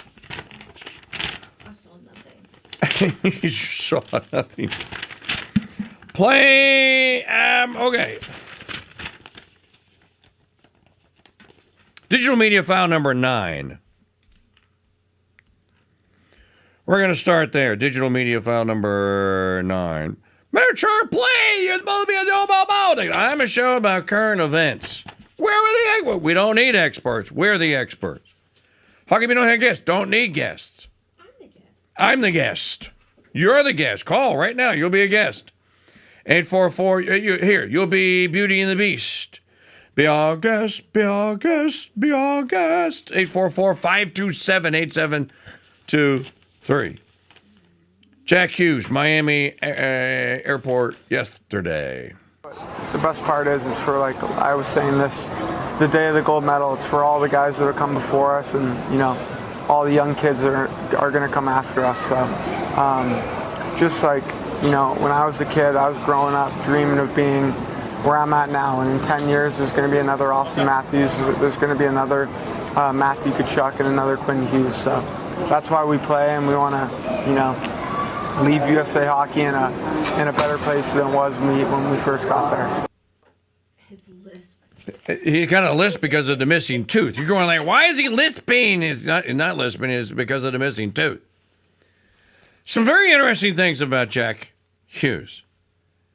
Drafted number 1, 2019 by the New Jersey Devils. He was the first American-born player born in the 2000s to be drafted first overall, and the first ever American-born hockey player to be taken number 1 overall. Did you know that? I didn't know any of this stuff. Team captain, he just mentioned him, Matt Austin is another great American success story. I'm thinking about the impact that the U.S. men's Olympic team will have and other great medalists in the previous Olympics. And again, let's talk about Maggie's nephew. One of the guys I just saw on was being interviewed by Fox and Friends. He had the frosted hair top. The boys are doing this nowadays. You make it to a playoff game or the playoffs. We ain't talking about playoffs. Even in Little League, and they're like dyeing their hair. And no, some of them leave like the bottom of it natural color, then they dye the top. What about 14-year-old baseball players like my nephew, who is probably going to be, if he doesn't throw his arm out between now and then, by playing travel baseball, who is probably going to be a much sought-after high school player by LSU, Tulane, and other baseball schools, or schools that specialize in baseball. What is that going to mean? What does that mean for those young kids? Well, it's inspirational. It's like Jack Hughes could do it. Why can't I? It's like Austin Matthews could do it. Connor Hellsbuck could do it. Why can't I? That's what last night with Laura Ingram, that's what Boomer Esiason was talking about. When Boomer was like, it's just great to see another great another great sport that kids can play, boys and girls, in the United States that is now becoming so popular now that the U.S. actually has a role. You have to think, the Canadians were so heavily favored. Dude, you can just look at their faces, and they're just stunned. They lost the game. They just they couldn't believe it. Why? Because they've owned the sport. Play the next one. Jack Hughes asked about, what about the women not going to the White House, but you're going to the White House? And again, not wishing to take the bait and going like, nah, it's an ELO song. Don't bring me down, down, down, down, down, down, down. Everything is so political. We're athletes. We're so proud to represent the U.S. And when you get the chance to go to the White House, meet the president, we're proud to be Americans, and that's so patriotic. So no matter what your views are, we're super excited to go. How do you feel about the women not going? Everyone's giving us backlash for all the social media stuff today, but it's so negative. People are so negative out there, and they're trying to find a reason to just put Democrats down, make something out of almost nothing. I think everyone in that locker room, knows how much we support them, how proud we are of them, and we feel the same way we feel about them. We know they feel that way about us. He's talking about the USA women's team and who declined the president's invitation. And as I said earlier, the president of the United States invites you, you go. You go. You say, thank you. Yes, sir. I'll be there. You don't say, I have an arts class that I had previously committed to, and the women's pygmy purple-haired social studies group was expecting me. Tell them to go pound sand. This is just funny. I think we'll play this when Magdalene comes on. We had 3 cuts. We had the USA hockey team at Club 11 in Miami. Whole club joins in and sings the national anthem. Cut number 12 is them singing their theme song, Freebird, and then them singing We Are the Champion. Here, play Jesse Roenick. Jeremy Roenick. On with Jesse Waters. Asked about what's all the hoopla. By the way, thanks to Dave Fender, Vince Sands, and Sierra Dante for your $10 donations. Thank you. Appreciate it. Love you guys. Who is next? Keep it coming. I wanted to go. Here is Jeremy Roenick. What does that mean? I've been behind the 8 ball against Canada my whole life, and it is so good to finally get one on top of them, to get a gold medal and to see their faces. And yes, they were very honorable in their loss, but I know that feeling of what those Canadians felt getting that silver medal. And I was so envious of those guys getting the gold medal and watching them with their American flags over there. Over their shoulders. It was really special, and shame on everybody for not celebrating this. Sports is not supposed to be political. It's supposed to unite the country. We're all supposed to get together and believe in one thing. I think 99% of America on social media was loving it, and then you turn around and see the politicization of the sport, and it's just not right. The hypocrites are coming out in droves, and it's unfortunate that we can't take one of the greatest moments in sports and all celebrate it. It's a real shame. So, Jeremy, tell us what's going on right now. I mean, by the time the State of the Union is tomorrow night at 9 o'clock, these guys have been partying for basically 48 hours. They've been on planes and clubs. I mean, what's going to be happening? There's going to be a lot of droopy eyes. There's going to be a lot of hair all messed up. But I'm telling you, they're going to represent the U.S. exactly like they did over there in Italy. They're going to show up with pride. They are going to put their hands, their fingers, their thumbs up to the president, who's doing an amazing job. Our country has never been better, and our sports in hockey has never been better. And that is something to be proud of. And our guys are going to represent there in Washington like they always do in hockey. They represent with respect, with a lot of patriotism, and proud Americans. Again, what's what is the counterbalance to that? Well, we don't want happy people. We want miserable people. We don't want, all of this jubilation and celebration. You know what's going on out there. I thought I would stop by zerohedge.com to get my finger on the pulse of fake economy America. Now, if you've been reading Zero Hedge for as long as I have, then you know that Earth was supposed to have ended in 2012. Yep. So take everything that you get from Zero Hedge with the proverbial grain of salt. But Zero Hedge is so successful that you must think that, this people are really into end of the world.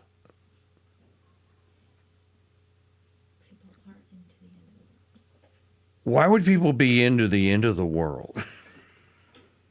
It's all going to come crashing down. We're all screwed. Why, especially if you have kids or grandkids, why do you want everyone to be screwed? Fat, drunk, and miserable is no way to go through life, son. Hey, let's do some headlines. That's a paid one. That's an ad. Here's a good one. Early tax refunds are showing a 14% increase, IRS says.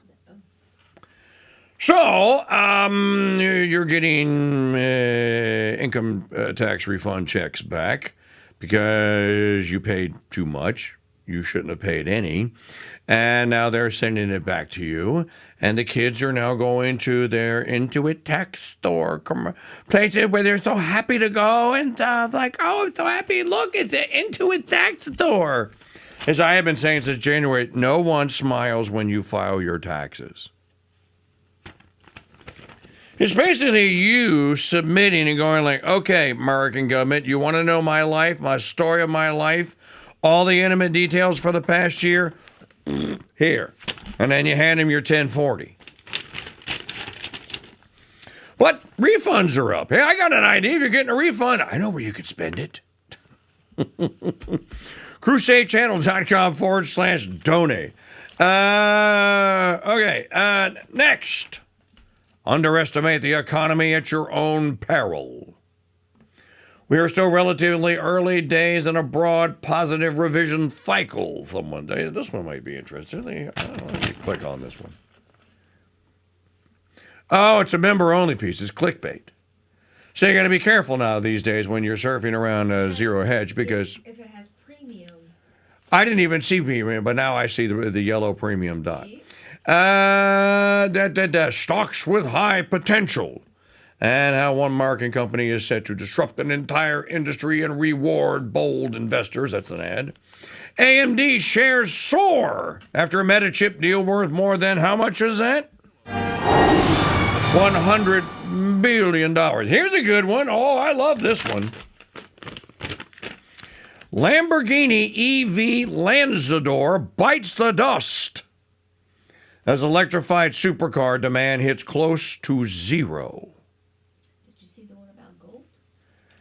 CEO Stephen Winkleman said that EV development risks becoming an expensive hobby. Where's the one about gold? I have it at the top. U.S. to revalue gold to $10,000. Oh, okay. Here's another one at the top of zero. U.S. to revalue gold to 10,000 plus and wipe out trillions and debt. Remember when Andy Schechtman was on this show 3 weeks ago now to the day, today, when Andy told us that his thought was not only was gold going to be revalued, it was not going to be 10,000 plus, it was going to be 180,000. And they were going to do that to wipe out the debt and to cheapen the dollar and to make the dollar worth nothing so that people could throw more dollars at American-made manufactured goods and stuff. I like the story about the Lamborghini EV biting the dust.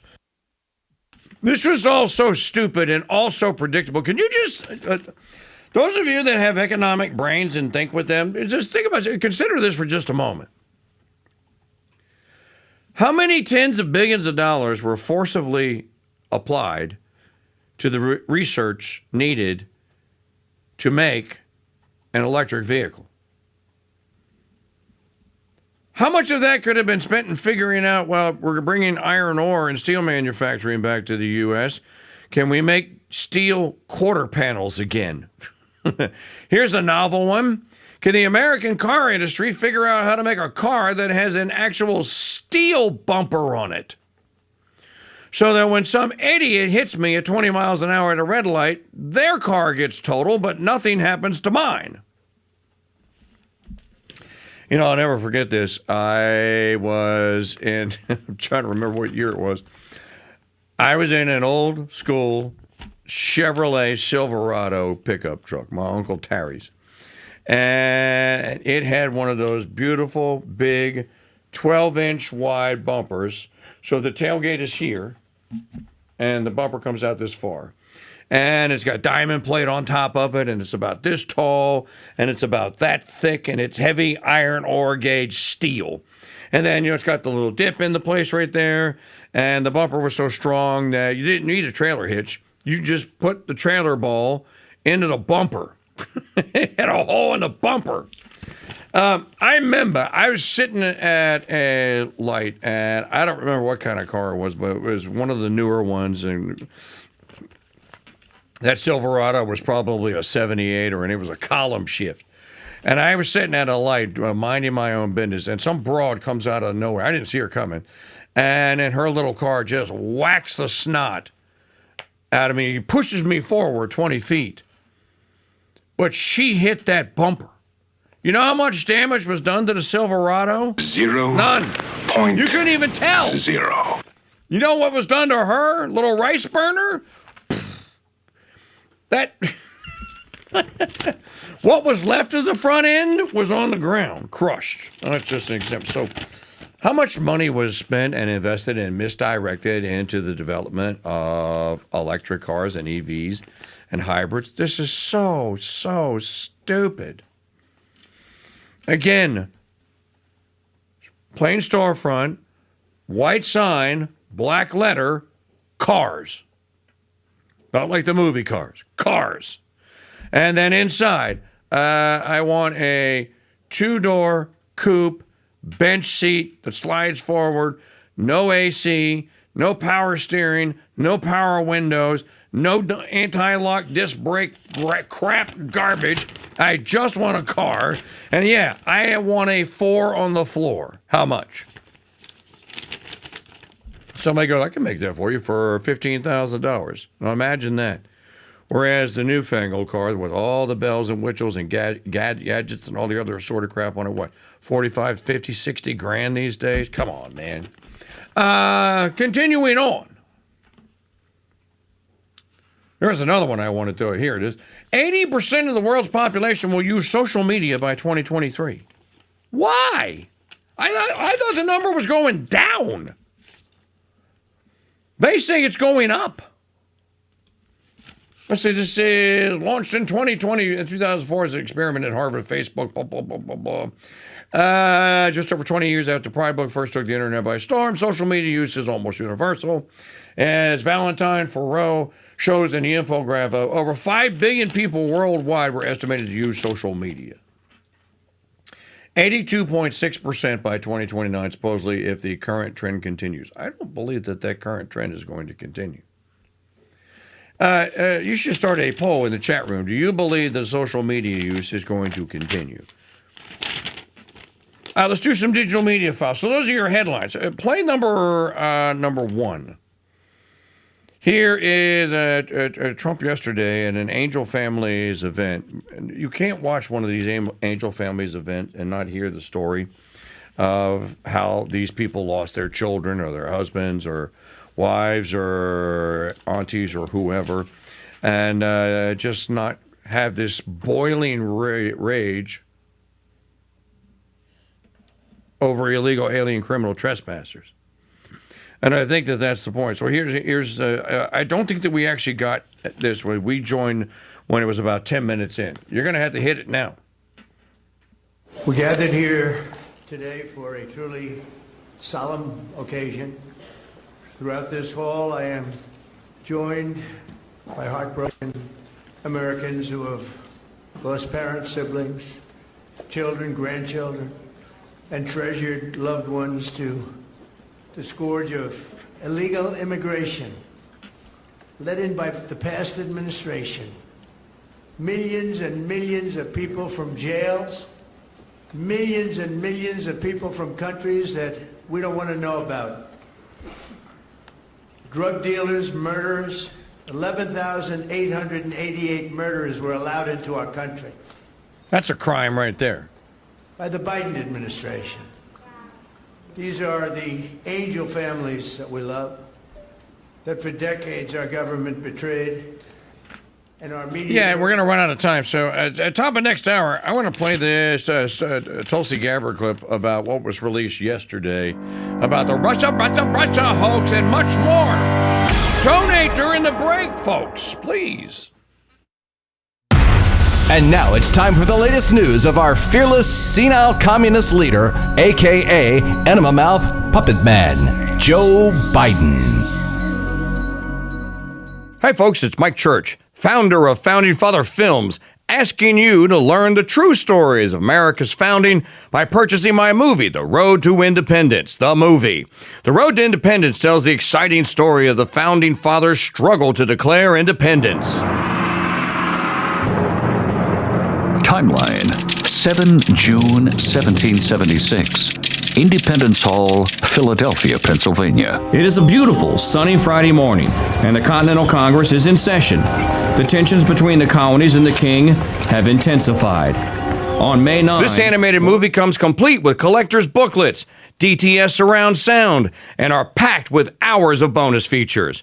Learn the true stories of America's founding and order Mike Church's The Road to Independence on DVD and CD. Available now at mikechurch.com/DVD and by calling 844-527-8723.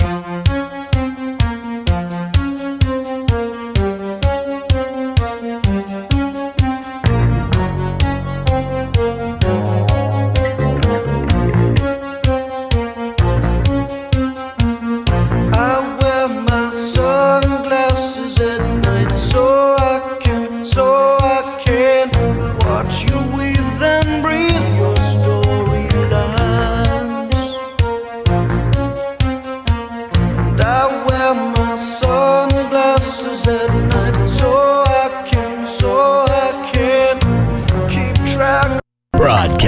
50,000 kilowatts from atop the tallest radio tower on the planet. We are KRSD, the Crusade Channel, Madisonville. Well, it's what our call letters would be if we were on FM. Crusade Channel News. News you can trust. Because let's face it, the truth just sounds different, like a symphony of facts. And now, from the Crusade Channel News Desk, here's Janet Huxley. Hello, Crusaders. Welcome to Tuesday, February 24th, 2026. I'm Janet Huxley at the Crusade Channel News Desk, live from the Dothan Farm and Ranch, south of Kansas City, Missouri. This report brought to you by the all-new Crusade Channel 2.0 app, the best way to listen to the KingDude ever, and installation is so easy. Open up a browser on your device. Go to crusadechannel.com/app. Tap the download button, then open the app. It is literally that easy. Here's what to listen for this hour. All hell breaks out over Mexico. Deadly blizzard bomb paralyzes Northeast with record-breaking extreme snow. Peter Attia out as CBS News contributor after name appears over 1,700 times in Epstein files. An Arkansas bill prohibits forcing faith-based adoption and foster care organizations from placing children in non-traditional homes. And archaeologists in Pompeii identified 2,000-year-old love notes. Locals and tourists in Mexico have described the heartbreaking unrest after one of the most powerful and feared cartels in the country unleashed a wave of violence across several states. The unrest followed the killing of Nemesio Oseguera Cervantes, also known as El Mencho, Mexico's most wanted man and leader of the Jalisco New Generation drug cartel, during a security operation to arrest him on Sunday. Footage recorded by locals and tourists showed burnt vehicles and plumes of smoke rising above several towns and cities, including the beach resort of Puerto Vallarta. The usually calm resort town was described as an absolute war zone. There were fires everywhere, like hundreds of cars throughout the city were burning at the same time, a resident said in a video. The National Weather Service confirmed blizzard conditions at 19 reporting sites from New York to Massachusetts yesterday. More than 600,000 customers were without power across the Northeast as a blizzard dropped record snow amounts across the region. Flight cancellations surpassed 11,000 nationwide, with over 1,600 canceled for today. Providence, Rhode Island, and Islip, New York officially reported the most snow in recorded history. Dr. Peter Attia is out as a CBS News contributor after his name appeared more than 1,700 times in the newly released batch of Jeffrey Epstein files, according to Fox. Attia, a longevity expert, was named as a CBS News contributor on January 27th. Attia was on the job for less than a week when his relationship with the convicted pedophile was revealed.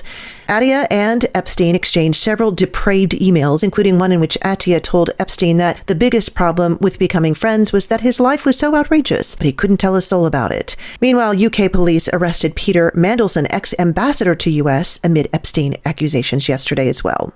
Our quote of the day, ignorance of Scripture is ignorance of Christ, St. Jerome, and coming up, more headlines. You're listening to Crusade Channel News. When most people hear the word coffee, they conjure up visions of a ceramic mug in the palm of both hands and a woman slowly sipping.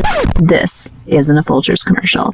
It's for cappuccino holy roast, and here's how I take mine. With a dash of vanilla, a pinch of cinnamon, a spoonful of honey, and lots of heavy cream. Add some ice, shake, and then enjoy, while knowing that's $6 the libs at Starbucks can't spend to ruin my life and yours. Cappuccino Holy Roast in whole bean or grind is available at shop.mychurch.com. You can learn all about today's Saint of the Day in the Saint of the Day podcast at crusadechannel.com. Now a look at more of today's lifestyle headlines. An Arkansas bill prohibiting state officials from forcing faith-based adoption and foster care organizations from placing children in homes that go against an agency's religious or moral beliefs was signed into law by Governor Sarah Huckabee Sanders. The Republicans signed Act 509 last Thursday, along with several other bills. The measure overwhelmingly passed both chambers of the legislature in Arkansas earlier in the month. The law also stops the government from taking action against an adoptive or foster parent on the basis of their religious beliefs or refusal to accept or support any government policy regarding sexual orientation or gender identity that conflicts with their sincerely held religious beliefs. Archaeologists in Pompeii recently identified 2,000-year-old love notes, a discovery made because of advanced technology. The Pompeii Archaeological Park, in a January 20th statement, said the messages were identified during research campaigns in 2022 and 2025. The findings only now coming to light. The wall inscriptions were found in a corridor linking the theater district to Via Stebania in the park. The archaeological park noted the wall was excavated over 230 years ago, and experts had no idea any new information or further revelation would be found. But they're working now on a project designed to protect and improve understanding the graffiti, which actually number over 10,000 across Pompeii, described as an immense legacy. For example, one slave wrote, "Metha of Caminia of Attila loves Cresto in her heart." Another read, "May the Venus of Pompeii be favorable to both them, and may they always live in harmony." Using specialized lighting photography known as reflectance transformation imaging, captured images from multiple angles reveal faint or worn markings that would otherwise be difficult to detect. So looking ahead, researchers are developing a 3D digital platform to further analyze the graffiti. I'm Janet Huxley for the Crusade Channel, seeking news and finding truth. This is a pixel. I'm Groot. Now, if you put a couple of million of these guys together, you can make a sentence on an LED screen. Put a couple of billion of them together, and you can make a whole page. Put 360 billion of them, and you got Chesterton's book, Orthodoxy. But it doesn't smell like a book, and it burns teeny little holes in your cornea. So is the pixel really your friend? I'm Groot. No, but the Founders Trading Post is your friend, and we have actual books with actual smelly pages. Plus, our little bookstore has everything you'd expect. I'm Groot. Yes, Groot, to the gourmet coffee, but no to the One Tree Hill sappy guitar music. Pick up a copy of G.K. Chesterton's Orthodoxy, plus many other Chesterton titles at shop.mikechurch.com.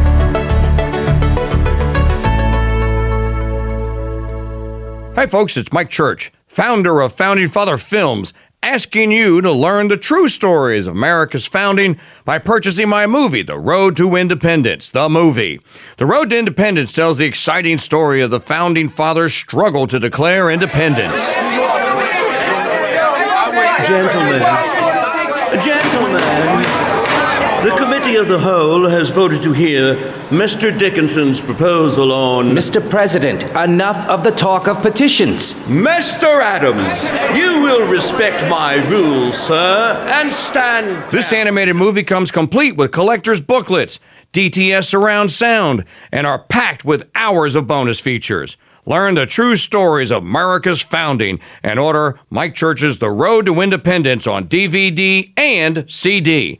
Available now at mikechurch.com/DVD and by calling 844-527-8723. The research department of the Mike Church Show has learned that most people listen to this show because you want your truth neat, straight up, and never watered down. Hey, look, mister.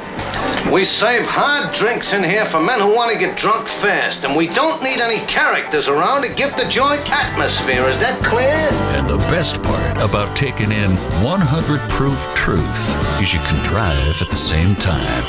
And you'll never get a hangover. I'm so wasted! The bar at the Mike Church Show opens every weekday morning at 8 a.m. exclusively on the Veritas Radio Network's Crusade.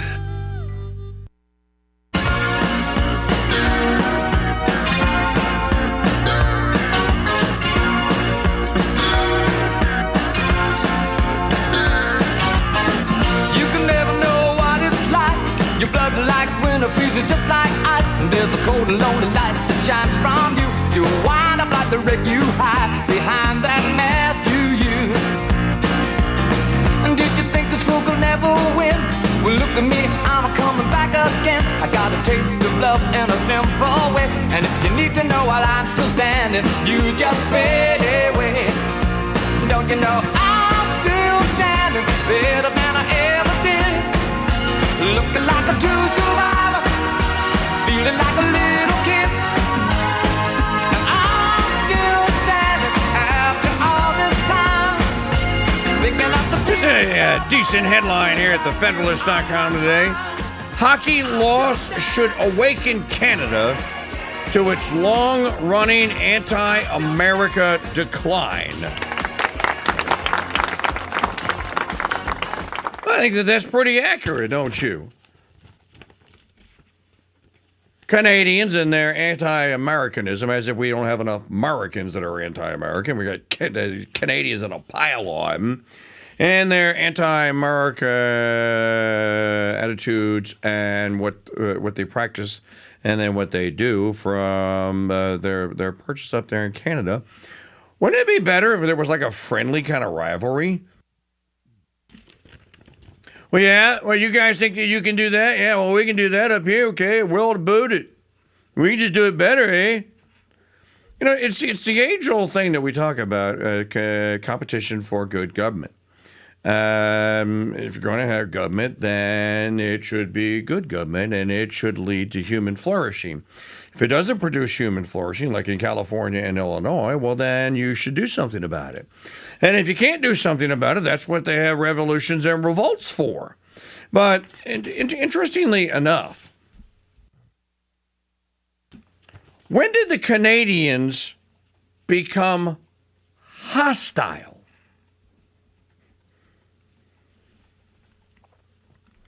That's it, and I don't know the answer. I don't because I don't study the question because I used to not care. So why would I waste time studying it? But when did the Canadians become hostile actors? We're going to oppose you. Was it under Trudeau? Was it under Trudeau's father? Was it under some socialist back in the 1960s? And again, you have these neighbors to the north and to the south. It's in our interest that they not be hostile. Here, answer the question. Why was there ever this thing called the Cold War? Well, it wasn't a hot war. It wasn't a shooting war. But who primarily were at borders, where there were borders, who was hostile and who was supposedly friendly? East Germany, West Germany, the infamous Berlin Wall, which they had put up so that Krauts, who were rebuilding Germany, couldn't sneak into or couldn't become part of Russian culture and mingle with Russians and tell them, hey, you know, in the West here, we got freedom again. You guys don't have it. You should do something about it. So, you know, as those countries that basically were in NATO, where the NATO lines used to be, but there was kind of, you know, there was a border there. Interestingly enough, it's the Russians that were like trying to go like, no, we don't want to be your enemy. No, trade is good. We're all fine. No, we're fine. We're good. You want to build a McDonald's here? No, we can have that. Who was it that screwed it up? Well, it was the United States. In cahoots with the military-industrial complex. I think that the greatest threat, and I mean this, and I spent 34 years talking about this, so I know a little bit about it. I really do think that the greatest threat is bureaucracy, big government. It does things, it spends things, it reorganizes, it rearranges things, it redirects resources into places where they otherwise would not be directed. And it does not do it because it has human flourishing. Well, it has human flourishing for some people on its mind because the ruling elites are the ones that are directing the show. And the advancement or progress, if you will, is all done for their benefit. Now, if you just happen to be in the same industry or trade or whatever, well, yeah, it's for your benefit too, kind of, but they didn't intend that. Play the Tulsi Gabbard clip. There's no better example of this. It's a long one now. Than digital media file number 5. So yesterday, DNI, Tulsi Gabbard releases, or declassifies rather, most of the Russia hoax. Now, remember last week we played you the clip from Susan Rice, former Barack Hussein Obama, National Security Advisor, saying that, oh, there's going to be hell to pay. When we get back in power, Republicans are going to get arrested. We're going to find you. We're already writing down what you're doing. We're going to find you. We're going to arrest you, and you will pay for what. So you will pay for trying to make America great again, trying to live a fruitful, productive, and largely peaceful and happy life, and trying to undo the chicanery and outright skullduggery and damage that's been done to the body politic and the people therein over the course of the last decades here. No, you're not allowed to do that. We don't want any of this stuff fixed. We want it irreparably broken, because then the people that are suffering on it have to look to us for relief. That's really what this is all about. At the end of the day, the Russia hoax is about an interloper. His name was real estate magnate Donald Trump, who got into their circle and go, I don't like the way you guys do this. Wait a minute, I don't like this. Why are you doing that? Why are they spending this money? Why are they bringing these people into our country? And this Trump guy decided that he was going to be the bull in the china shop, and he was going to try to bring it to an end. You know, as your kind, humble host has been telling you for so many decades now, if you try and do this, expect a war. The entity known as government is going to react as a living, breathing organism. And it's going to do what every living organism does when it is faced with death or extinction or harm or damage. It is going to fight that as if its life depended on it. Inside your body, when your body goes like, hey, you're a new T cell, who are you? Oh, my name's Spotted Yellow Fever. Oh, I never heard of Spotted Yellow Fever guy before. Oh, don't worry, I'm just here to give this guy a flu and raise his temperature to 104 degrees and make his life miserable for a couple of days. I don't know, maybe I'll kill him, maybe I won't. And your body goes, hey, whoa, tap the brakes, bro. We don't want Spotted Yellow Fever up in here. Well, there's nothing you can do with me. See my army behind me? Yeah, we've already started the work of infecting this guy. And that's when your body goes, white blood cells to the mark. And the white blood cells go, white blood cells show up and they go like, we're going to cover you guys in white blood cell goo and eat you. And then the battle is on, and your body is fighting for survival. It's the same way out here in the real world when you're talking about government and people that have fashioned an existence through it. This is really what people need to understand. Well, why can't we fix this? Why can't we fix that?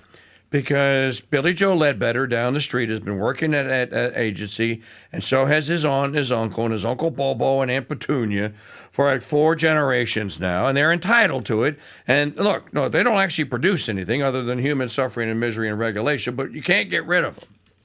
Well, why not? Because you just can't. Well, why not? They don't do anything. Well, that's your perspective. This is what you're up against. This is what we're all up against. You know, I saw a letter today from my governor, Jeff Landry. Governor Landry wrote to the Board of Regents at Northeastern Louisiana, or somewhere, one of the LSU schools up near Bossier City, Shreveport, basically saying, my administration is hearing that you are still practicing DEI hiring, firing, and promotion practices. There's going to be an investigation, and you're going to bring this to an immediate end. This state is in compliance with the rollback of DEI practices and rules in line with President Trump and Trump's executive orders and Congress's acts. You will come into compliance, and we are going to have an investigation, and we find it, you're done. Now, interestingly enough, a Landry tweet usually gets 3,000, 4,000 views. This one has 20,000 and has lots of comments on it where people, Louisianans, going, it's about time. It's about time. Why have Louisianans who just happen to be white people or white males been passed over for jobs or for advancement in the Louisiana state school system for some guy named Haji or some black woman from Chicago named LaQuisha who's not a Louisianan, doesn't care about Louisianans, and only wants to teach purple hair, 3.5 foot tall pygmy basket weaving studies? This is an example of this. They created an industry. DEI was an industry. Does everyone understand this? This was just well, we're going to make white people's lives miserable. No, white people had things, and they wanted to take them from them, and I'm talking about the ones that earned it now, and give them to people that haven't earned it simply by virtue of a distinction. There are two distinctions. One, they're not white, and two, they agreed to vote Democrat. That's it. This is an industry. This is a scam. Here is Tulsi Gabbard to explain the governmental part of it, that the Obama administration, actually, now, if you ask me, this is a locked under the jail federal offense. This is tampering with and interfering with government action. I think it's the Hatch Act that covers this, or one of those acts covers it. This is espionage. And I don't care that Obama was president. He's guilty of it. That witch Susan Rice, guilty. Biden in the room, guilty. Hillary in the room, guilty. Comey, Clapper, Brennan, all in the same room, nodding their heads. Yes, Mr. President. Carrying this out, guilty. This would ultimately interfere with the administration, the executive administration of the second branch of three of the U.S. government. This is collusion. This is conspiracy. This is sedition. You know, Tulsi Gabbard may be the last samurai, the last actual old school conservative samurai who really thinks that government can be a force for good if it is controlled and aimed at being a force for good. And I think she actually really does think this, and she's sincere in her efforts and in the investigation, which is why I say pay attention. Again, it's a little bit lengthy, but I think it's worth listening to. Documents that you're referencing that I released, declassified and released, spells out in great detail exactly what happens when you have some of the most powerful people in our country directly leading at the helm, President Obama and his senior-most national security cabinet, James Comey, John Brennan, James Clapper, and Susan Rice and others, essentially making a very intentional decision to create this manufactured, politicized piece of intelligence with the objective of subverting the will of the American people who in November of 2016 delivered a historic victory to President Trump, defeating Hillary Clinton. And President Obama and his team, their goal was to essentially not accept the decision of the American people and to use this manufactured, politicized intelligence as a means to enact what would become essentially a years-long coup against President Trump. You have gone into great detail over these years of what the effects of this document and this decision have resulted in. Obviously, a years-long Mueller investigation that cost taxpayers almost $40 million, 2 congressional impeachments, endless smears and attacks against not only President Trump, but his family. He had senior members of his team who were investigated, some arrested and jailed. We had heightened and increased tensions between the United States and Russia. The list goes on and on about the consequences of President Obama and his senior cabinet members politicizing intelligence once again, and I say these words very clearly, to enact what was essentially a years-long coup, subverting the will of the American people in that election in November. Now, you referenced this President's Daily Brief document that was drafted for President Obama in early December that reaffirmed what the intelligence community professionals, as you say, had been assessing for the previous 6 months leading up to the election, which was that Russia neither had the intent nor capability to essentially hack the outcome of the U.S. election. As you said, President Obama's political appointees pulled that document before it could be published, and it has not been published until we released it today.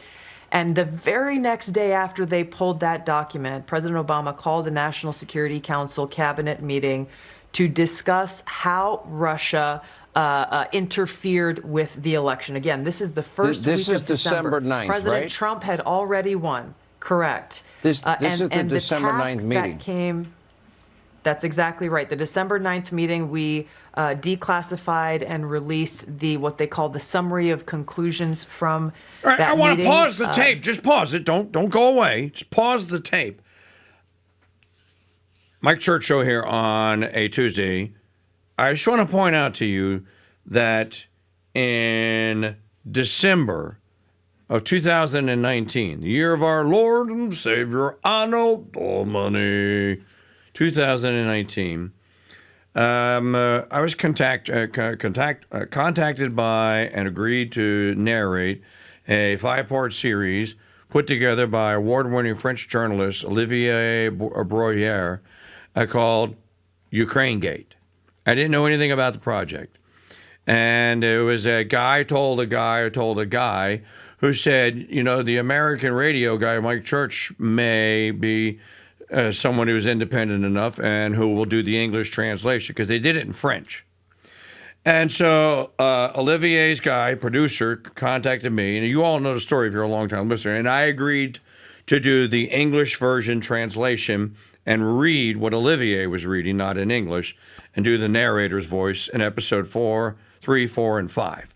And I did it. I'm still proud of my work on Ukraine Gate. To prep for Ukraine Gate, though, the team sent me the Ukraine Gate. They'd already been published. Sent me the Ukraine Gate videos. Said, watch the videos. So I watched Ukraine Gate 1, 2, 3, and 1, 2, and 3. 4 and 5 would come out later, and I would, of course, I would narrate them. In any event, what did I learn? I learned that in 2015, and this is in the Ukraine Gate videos. You can still get them. UkraineGate.info. Now, you won't hear me until episode 4. But you can still go, if you watch the Ukraine Gate videos, all of them, you will see an interview with the then Ukrainian ambassador to the United States who was in Mordor on the Potomac River. Now, he didn't describe this December 2015 meeting at the White House, but he did say in the show that he got wind of, or was told, that there was a Security Council meeting at the White House in January of 2016. And he was told, because of his position with the Ukrainians, that the Ukrainians had intel that supposedly showed that President Trump had colluded with the Russians.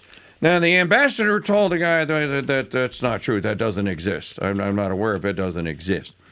He was then told that the intel had made its way to America and they already had it. And then the ambassador dude says, well, that's not real intel. It's made up. You better look at that. This is the intel. So we now have corroboration. My point is, we have corroboration from the outside. We have that ambassador. That's at least one point, the one dot you can connect. That ambassador, he couldn't have known what would happen after Trump was reelected and Gabbard starts releasing all this stuff. He could not possibly have known that there is corroboration for this from other departments of state and their representatives in Mordor. In other words, it wasn't just the goons in the Oval Office who knew about it. There were others in the global diplomatic community who knew, including, I believe, the Ukrainians, who knew that the Obama regime was setting Trump up. This is why, Maggie, we get the famous Biden clip where he goes to the Council on Foreign Relations and he retells the story about how he told the Ukrainian ambassador, dude, you're not getting the money. You're not getting the money. And he said, you can't do that. You're not the president. And Biden says, call him up. And then Biden says, and then they fired the prosecutor and put in another guy who was solid. Well, that's a lie, because the prosecutor was a dude named Viktor Shokin. And I narrated Shokin Strikes Back. My voice is on Shokin Strikes Back. I'm very proud of that work again. And what did Shokin tell Olivier Bruyère? Biden, the Biden family, and the Obamas were all in on it. And there was money laundering going on. And this is what Devin Archer and baby boy Hunter Biden were actually doing. They were aiding and assisting Ukrainian oligarchs and laundering money through the UK, then to Latvia, and then back into Ukraine. That is what they were actually doing. So all of this is connected now. And now you hear D&I Gabbard, and we'll play the rest of the clip when we come back. You hear D&I Gabbard saying, like, well, okay, we can connect the dots now. And we now know at this meeting, well, I'll tell you what, hold that thought. Donate, folks. CrusadeChannel.com, donate. For 9 years now, Brother Andre Marie's Reconquest has been your source for best in Catholic philosophy, history, and saints. Well, I'm the new gal at this monastery, and Jiminy Christmas, after 4 years of auto pens, social media heresy, I could use some Catholic philosophy. Well, call yourself a blessed girl, because new episodes debut Wednesdays at 8 Central, and there's over 475 podcasts available on the Crusade Channel, our app, and always on CrusadeChannel.com. Live talk and educational radio. The way it should be. Hello, Crusaders. I'm Janet Huxley at the Crusade Channel News Desk with your Crusade Crucials for Tuesday, February 24th, 2026. This report is brought to you by the all-new Crusade Channel 2.0 app, the best way to listen to the KingDude ever. And installation is so easy. Open up a browser on your device, go to crusadechannel.com/app, tap the download button, then open the app. It is literally that easy. The market report, the Dow was down 1.66%. The S&P dropped 1.04%. NASDAQ also fell 1.13%. In National Day calendar news, it was on this day in 1868 that the Mardi Gras parade became the first parade to use floats. And also in 1938, DuPont began production of nylon toothbrush bristles. In 1983, it wasn't until then, a special commission of Congress condemned the Japanese-American internment camps in the United States. Today is National Trading Card Day. Trading cards have been around for a really long time. The oldest known trading card seems to be a sports trading card of the Brooklyn Atlantic team in 1868. It's also National Tortilla Chip Day. Our quote of the day, ignorance of Scripture is ignorance of Christ, St. Jerome. You can find out all about today's Saint of the Day in the Saint of the Day podcast at crusadechannel.com. You're listening to Crusade Channel News. Hi, folks. It's Mike Church, founder of Founding Father Films, asking you to learn the true stories of America's founding by purchasing my movie, The Spirit of 76. The Spirit of 76 details the true story of the writing and ratifying of the U.S. Constitution. Who authorized them to speak the language of we, the people, instead of we, the states? States are the characteristics and the soul of a confederation. If the states be not the agents of this compact, it must be one great... This animated movie comes complete with collector's booklets, DTS surround sound, and is packed with hours of bonus features. Learn the true stories of America's founding and order Mike Church's The Spirit of 76 on a 2-DVD or 3-CD set. Available now at mikechurch.com/DVD and by calling 844-527-8723. Hal, open the pod bay doors. I'm sorry. I can't do that, KingDude. Hal, why can't you open the pod bay doors? Because, KingDude, MAGA Earth isn't ready for you yet. When will MAGA Earth be ready for me, Hal? When 1.76 trillion scales have fallen from their eyes. Oh. Yes, Hal. And KingDude, they'll also need a wicked sense of humor. Don't be stuck in the broadcasting world of 2001. Grab a Crusade size update and catch the Mike Church shows weekdays from 7 to 10 a.m. East exclusively on the Crusade Channel live talk and podcast radio for the 2025 listener, the way it should be.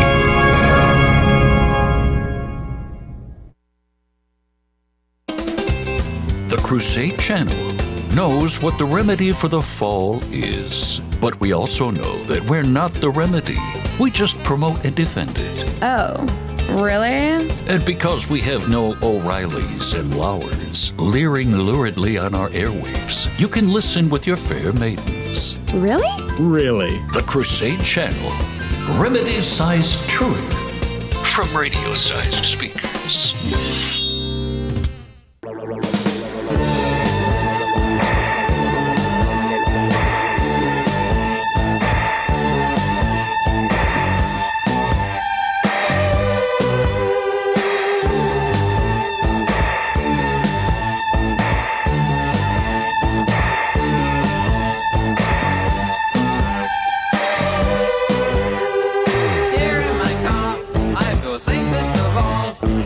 The voice of reason, the Dauphine of due diligence, the oracle of optimism, optionist rhyme. Live coverage tonight of the State of the Union. Well, I'm still thinking I'm going to do live coverage of the State of the Union, but I ain't working for free. People used to kick donations in galore when we did State of the Union and other late night coverages here. Today, we have had to beat people up, break knees, threaten crowbars upside heads for the 4 tender souls who have donated. CrusadeChannel.com/donate. Maybe this segment will be the one that, you know what? TKD is going to be working really hard and overtime and late tonight and early morning again tomorrow morning. Here's a little something to perk you up, TKD and Maggie. CrusadeChannel.com/donate. I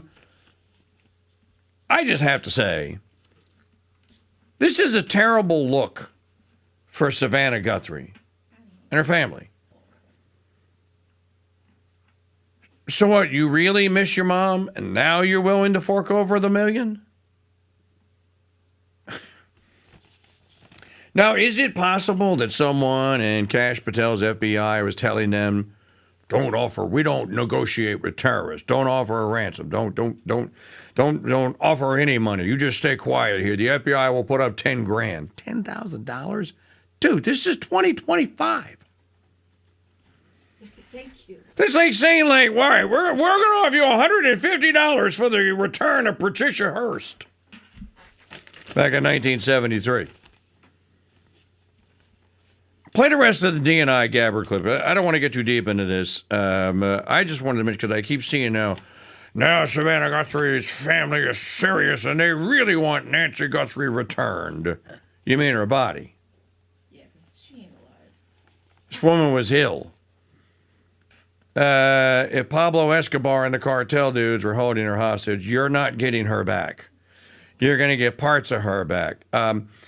But just now, 3 weeks later, we're now offering $1 million. The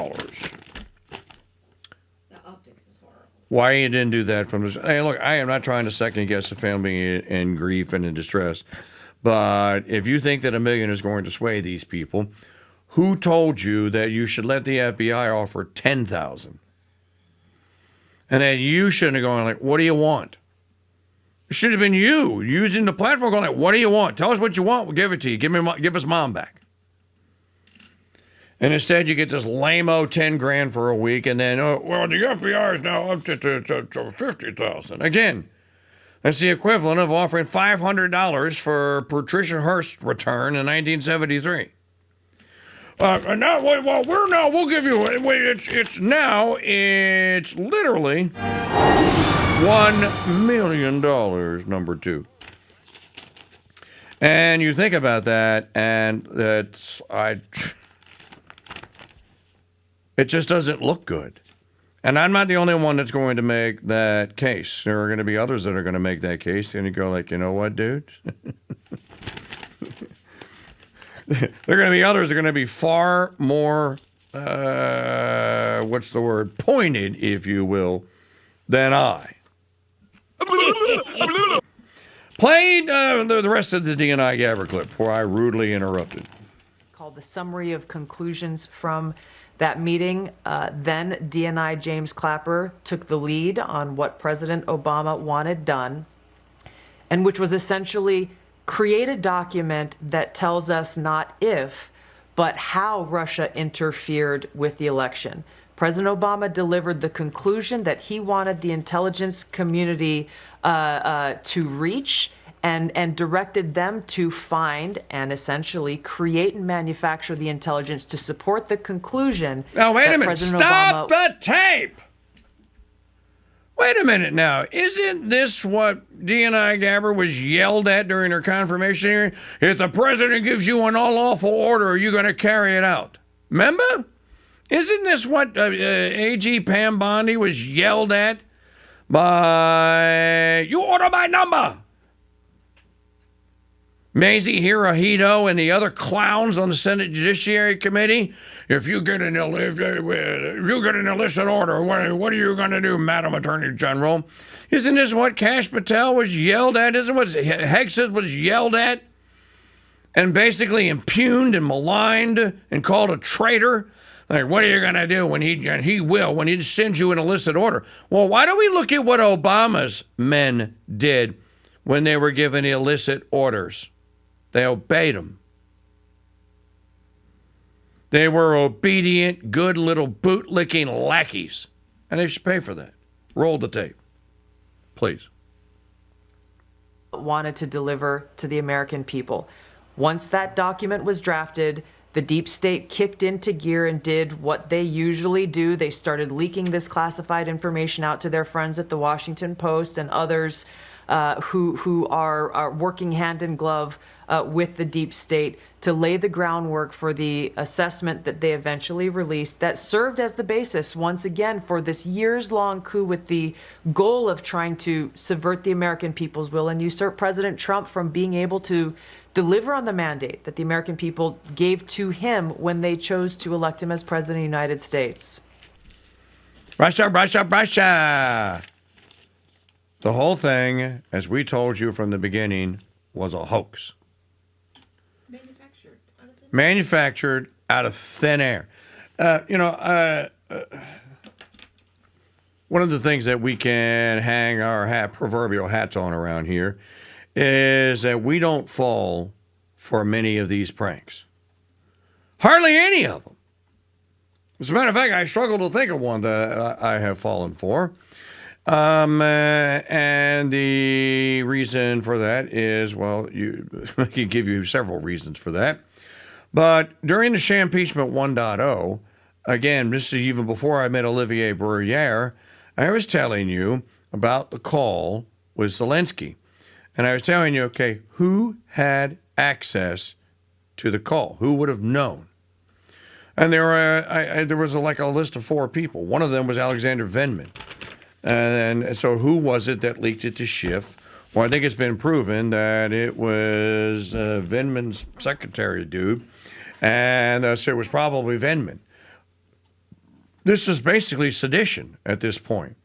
You know, this has been going on now. And the whole thing is built around, I just want to stress again, I don't know if anyone else in media is telling you this or anyone else anywhere. This whole thing is now built around the idea that our ruling elite masters are untouchable, that they must govern us and you must accept their governance. And we're not going to let anyone that's not in our little elite ruling master club get in here and run things because they'll screw it up. Our people will suffer. The people that we have brought into this, the people that have to make work jobs to do this and that and the other, to manufacture documents like the Russia hoax documents. We must continue our work. Your work is not conducive to the people of the United States of America flourishing. And at the end of the day, I thought this is why you got into government. Suppose I am a public servant. No, I'm pretty sure you're just a trough feeder. You're a pig. And it's disappointing to see and to hear. And you can't think about this now without, and this is where the trust goes away. I don't blame you guys for your conspiracy theories. I make fun of you and call you cynics and whatever. I can't blame you. As a matter of fact, I join you in some of the conspiracies. You know why? Because they're actually conspiracies, which means they're real. This is not how the government was sold to the American people in 1788. I saw a clip the other day where gruesome Gavin Newsom actually said that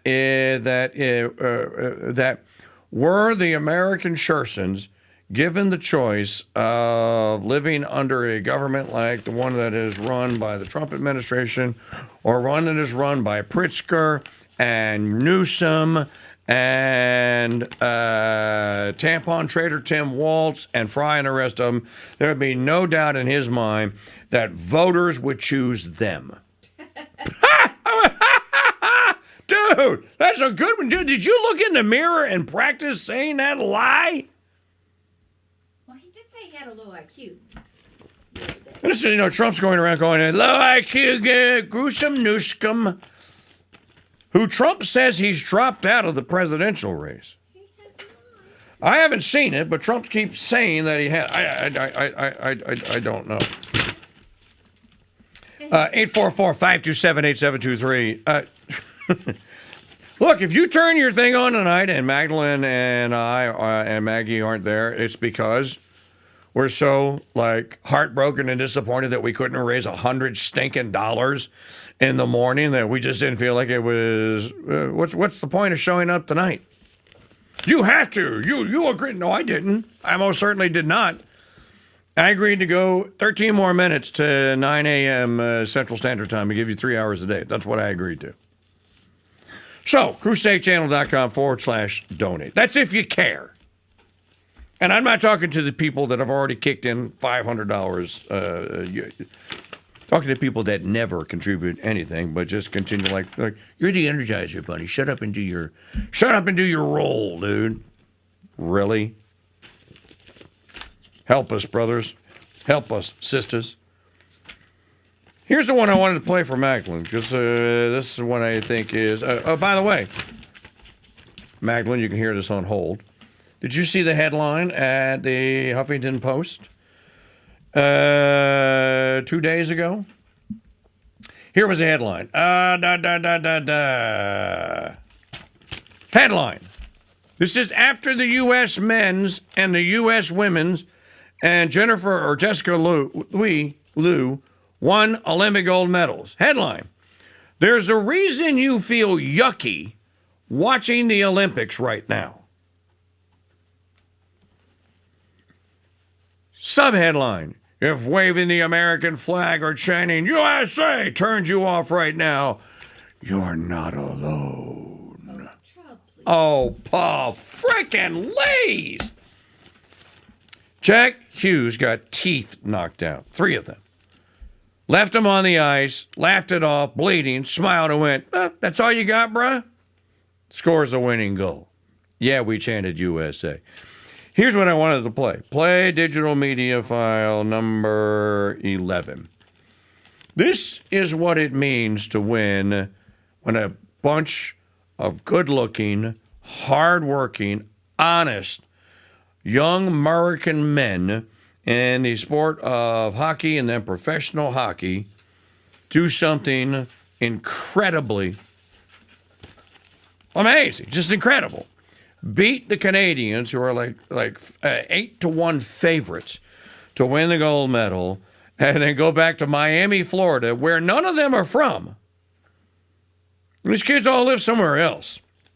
Go to a bar called the Club 11 in Miami, and this happens.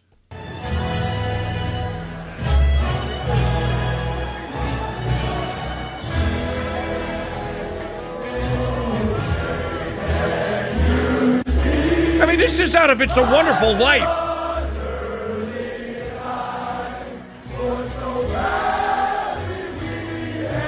They're not just singing, dude. They're shouting.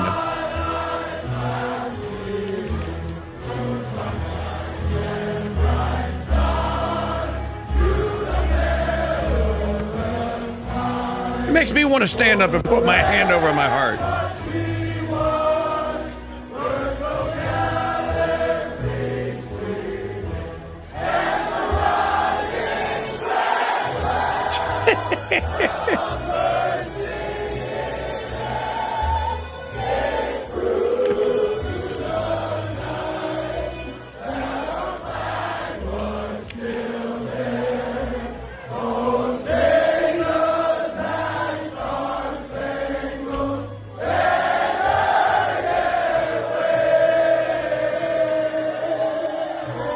There's Captain Austin Matthews.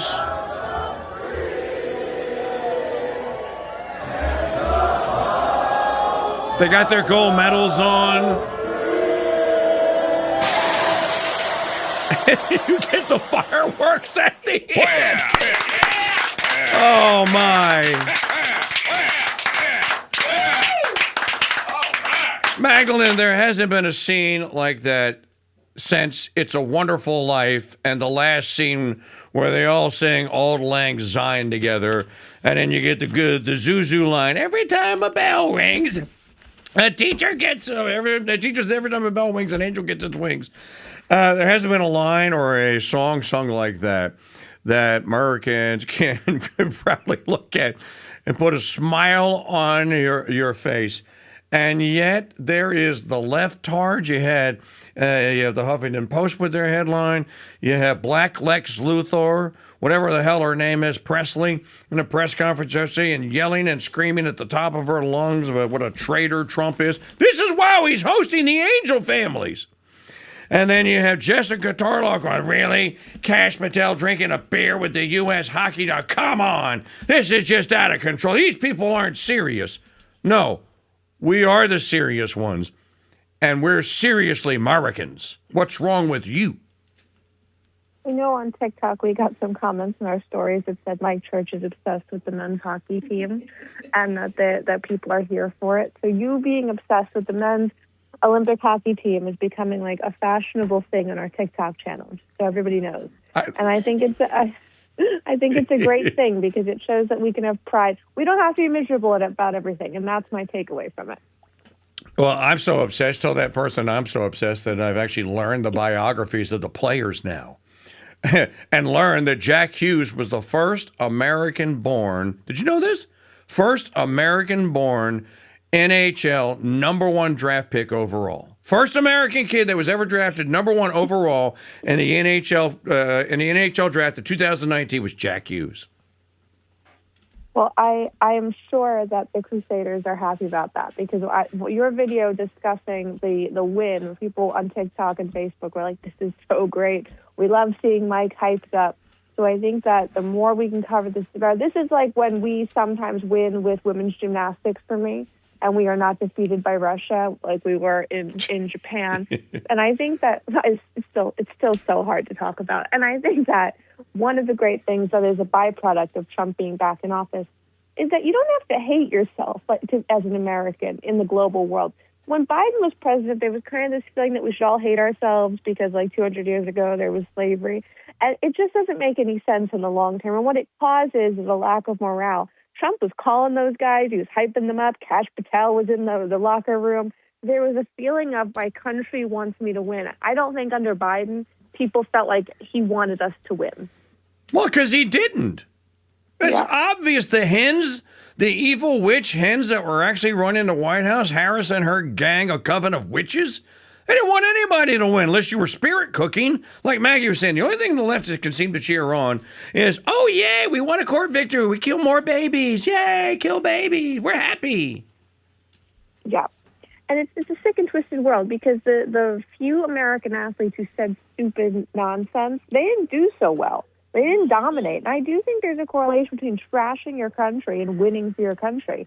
And if you look at the morale boost, I mean, I was on Disney Plus yesterday. And the featured movie is the Miracle movie when they told you. Yeah, that's #1 on there. And it was not only that, when you scrolled down to sports content, it was featured there. When you scrolled down to inspirational stories, it was there. So Disney's paid attention. Everybody knows America likes to win. We do the worst when we have a weird, arrogant Democrat socialist in office who wants us to lose and be happy about it. Now, this may be a fake meme, and if it's AI, so what? I don't care. Jeff Childers has this on Coffee and COVID today. Some dude says, posted somewhere in Canada, a Canadian flag, a maple leaf flag at half-mast, and sitting on top of the flagpole is a bald eagle. Oh! I don't even care if it's a deep fake. I think that's the symbolism of the moment there. that the Canadians, known for their domination of hockey and their supposed, cultural politeness and what have you here, are all now grumbling. They have to go back to Canada now with a loss, with an L. Meanwhile, and here's an irony.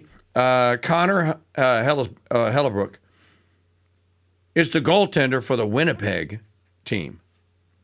He plays for a Canadian team.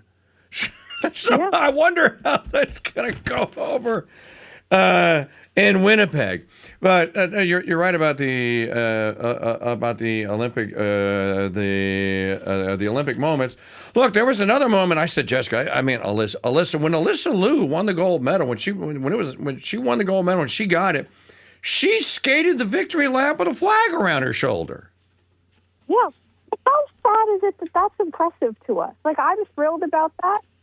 Really think about how we got here and the fact that you and I are thrilled that our own athletes that we as a country pay to promote and to protect and to train didn't trash their country. Like, that's how far we've fallen here.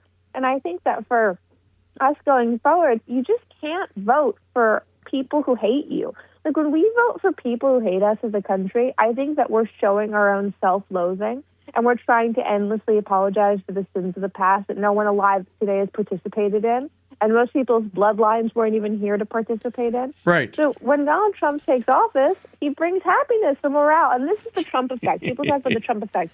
It's because he's just a jolly person. I firmly believe Donald Trump is a jolly person. I know when the men's hockey team won, he was ecstatic. It's okay to be jolly in America. So, and also just audience, and I don't think we played this, Maggie. I think you saw it. I think you and I might have seen it real time. You know, when Alyssa Liu, when they put her on the gold medal stand in that ice rink, and they raised those three flags, and they raised the American flag, and then they played the national anthem, she sang it. Yeah. She sang it out loud. They played the music. She sang it. And this is what the Huffington Post was. This was a squeak. This was a cringe-inducing moment when Alyssa Liu was singing the national. I didn't think it was cringe-inducing. The Huffington Post actually quoted two licensed therapists who volunteered to diagnose U.S. men's hockey team derangement syndrome. Yeah, it's insane. It's ridiculous. Just be happy people won. Like, it doesn't cost you anything. It's not particularly difficult. Just be happy that people are winning and that America's doing okay. Like, this hatred for your own country doing okay. Do you not realize that impacts the economy? So when you then walk around and you say there's no money in the economy and everything's terrible, yeah, maybe because it's being run by self-loathing human beings who don't have your best interest at heart. And it's just a very simple correlation. I love when Donald Trump gets jolly about things. I think it's funny. I think that Trump brings humor. And him being jolly is one of those things Democrats can't accept, and they don't understand that that's why a lot of women vote for him. Well, and again, in the first segment of today's broadcast, I broke protocol, my friends, and I played a digital media file. But it was a very special digital media file. It was former Congresswoman Corinne Brown, who represents the district where the Florida Gators are. I guess that's in is that Jacksonville? I think it's Tallahassee. And she was in her Florida Gator orange graduation gown. And she goes to the podium and said, Madam Speaker, I just want to speak for the record. On behalf of my Florida Gator, who won the NCAA National Football Championship under the guidance of Urban Meyer and Tim Tebow. She goes on this thing for 5 minutes, and I'm like, you know what? Back in 2008, when she did this, I might have made a little fun of Corinne Brown at the time. Looking back on this in hindsight, though, it has kind of grown on me. It's almost like it's charming now that someone would go to the floor of the House of Representatives to present something in the United States Congress that was actually happy, and that they were so proud of their state. And this is a black woman cheering on Tim Tebow, white guy, former head coach Urban Meyer, white guy. This is impossible. This moment could not happen. Ariana Presley, Black's Lex Luthor, is not going to go into Florida House of Representatives and cheer on any guy that's a white guy. It doesn't matter what he did unless he killed a baby. Yeah, and you're just not allowed to comment on anything positive. Like, even if I talk about something that's okay, I have people say to me, well, there are all these other issues you'd be discussing, right? And we discuss them like 80% of the time, but we're also doing okay. Hang on just a second. Regular program is over. Still haven't seen a single solitary donation. CrusadeChannel.com/donate. Thank you very much. We're doing a State of the Union tonight, but we don't work for free. Okay, please continue. He's not allowed to have a happy moment about anything. And when Trump talked about how he didn't like the term affordability crisis, people hated on him, but he was saying how it's not an affordability crisis. Our economy was in free fall. We had inflation. It's coming back. And he was basically saying, don't trick yourself into thinking you're in an affordability crisis. Think positively. He was mocked so badly he stopped saying it. I think that way of thinking is the right way to go about things. Well, speaking of Trump, I want you to hear Officer Ethan Carreri at the Angel Families event yesterday. He didn't have to do this. He did not have to do this. He invited those angel families yesterday to the White House, and he even said at the start, this is a solemn occasion. It's a solemn occasion. And he told the well-worn story. We all know it, 11,813 murderers were led into the country by Biden. Why this doesn't cause revolts and riots, I'm still not sure, because the good American people are good people, and they think rioting is a bad thing. That's why. But he invites Laken Riley's mother up there, who gets up there, and Mother Allison, who gets up there. And I mean, there shouldn't have been a dry eye in the whole house. Who gets out there and says, my baby is gone. You can't believe what a beautiful woman she was, how kind she was, what a Christian she was. And she was just, she was taken from us. And where were the Democrats? Where was any self-respecting human being while grieving families are getting together? And then Allison Riley goes on to tell of how she goes, Mr. President, I just can't imagine what it is that you go through every single day for our country, the burden that you voluntarily put on your shoulder to bear, and the just incredible hatred and vitriol you get for doing every single hour of every day what you think is right for the American people. And I will never stop praying for you and fighting for you, et cetera, et cetera. We broadcast, so I'm not going to play it again because we played it yesterday during this time. But we did not play Officer Ethan Carreri. Mr. President, it's an honor to be here today, and it's an honor to be speaking with you guys. My name is Ethan Carreri. I'm a police officer in Palm Beach County, Florida, and a former New York City police officer. While serving the New York City Police Department, I personally arrested Jose Ibarra for endangering the welfare of a child. A few months later, I saw his face again in the news after he viciously murdered Laken Riley. I did my job. I put him in custody. The system failed. No detainer, no accountability, no deportation, and an innocent American life was taken. If you enter our country illegally, there will be consequences under this administration. The American citizens must always come first. To Laken Riley's family, your loss should have never happened. We owe it to you and every American family to enforce our laws, secure our border, and protect innocent lives. Mr. President, thank you so much for having me here today, and thank you for all you've done for our country. Thank you. Now, again, I always ask you, okay, give me the campaign ad that's against that. Go. Well, there isn't one. And I think that right now Republicans, if they would just accept that there is a strong point that they would do better. To me, Democrats in the last few years have especially become something that isn't really a party. I think that Democrats are a progressive movement that facilitates radical social change rather than a political party. I think they latch on to whatever the issue of the day is, whether that's transgenderism, Black Lives Matter, protecting Muslims, and they make that their personality because they don't actually have a party platform. They should have really died out as a party after they accomplished all of their social upheaval in the 1970s. But because they made an agreement with the media to be so protected by them, and vice versa, they stayed in public discourse. We talk about the identity crisis issue Democrats have. I think it's because they're not really a political party institution. They're just a vehicle for certain social movements in this country now. Well, and I think that that's all that's left of them. I mean, you have the Democrat leader of the Senate, instead of congratulating the players from New York that were on the USA men's team. What did Schumer spend his 2 minutes doing? Haranguing Trump about tariffs. This is just like, okay, this is almost like these people live in an alternative reality. I mean, like a fifth dimension, that they're just over there and they're just not even on the same planet that we're on anymore. They're not on the same reality plane. I mean, listen to this. HuffPost social media post linking to which article was violently ratioed. Back in the land of reality, about 200, wait a minute, I forgot the first line.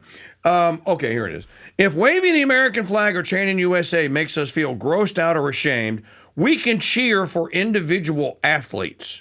One of the therapists at HuffPost suggested.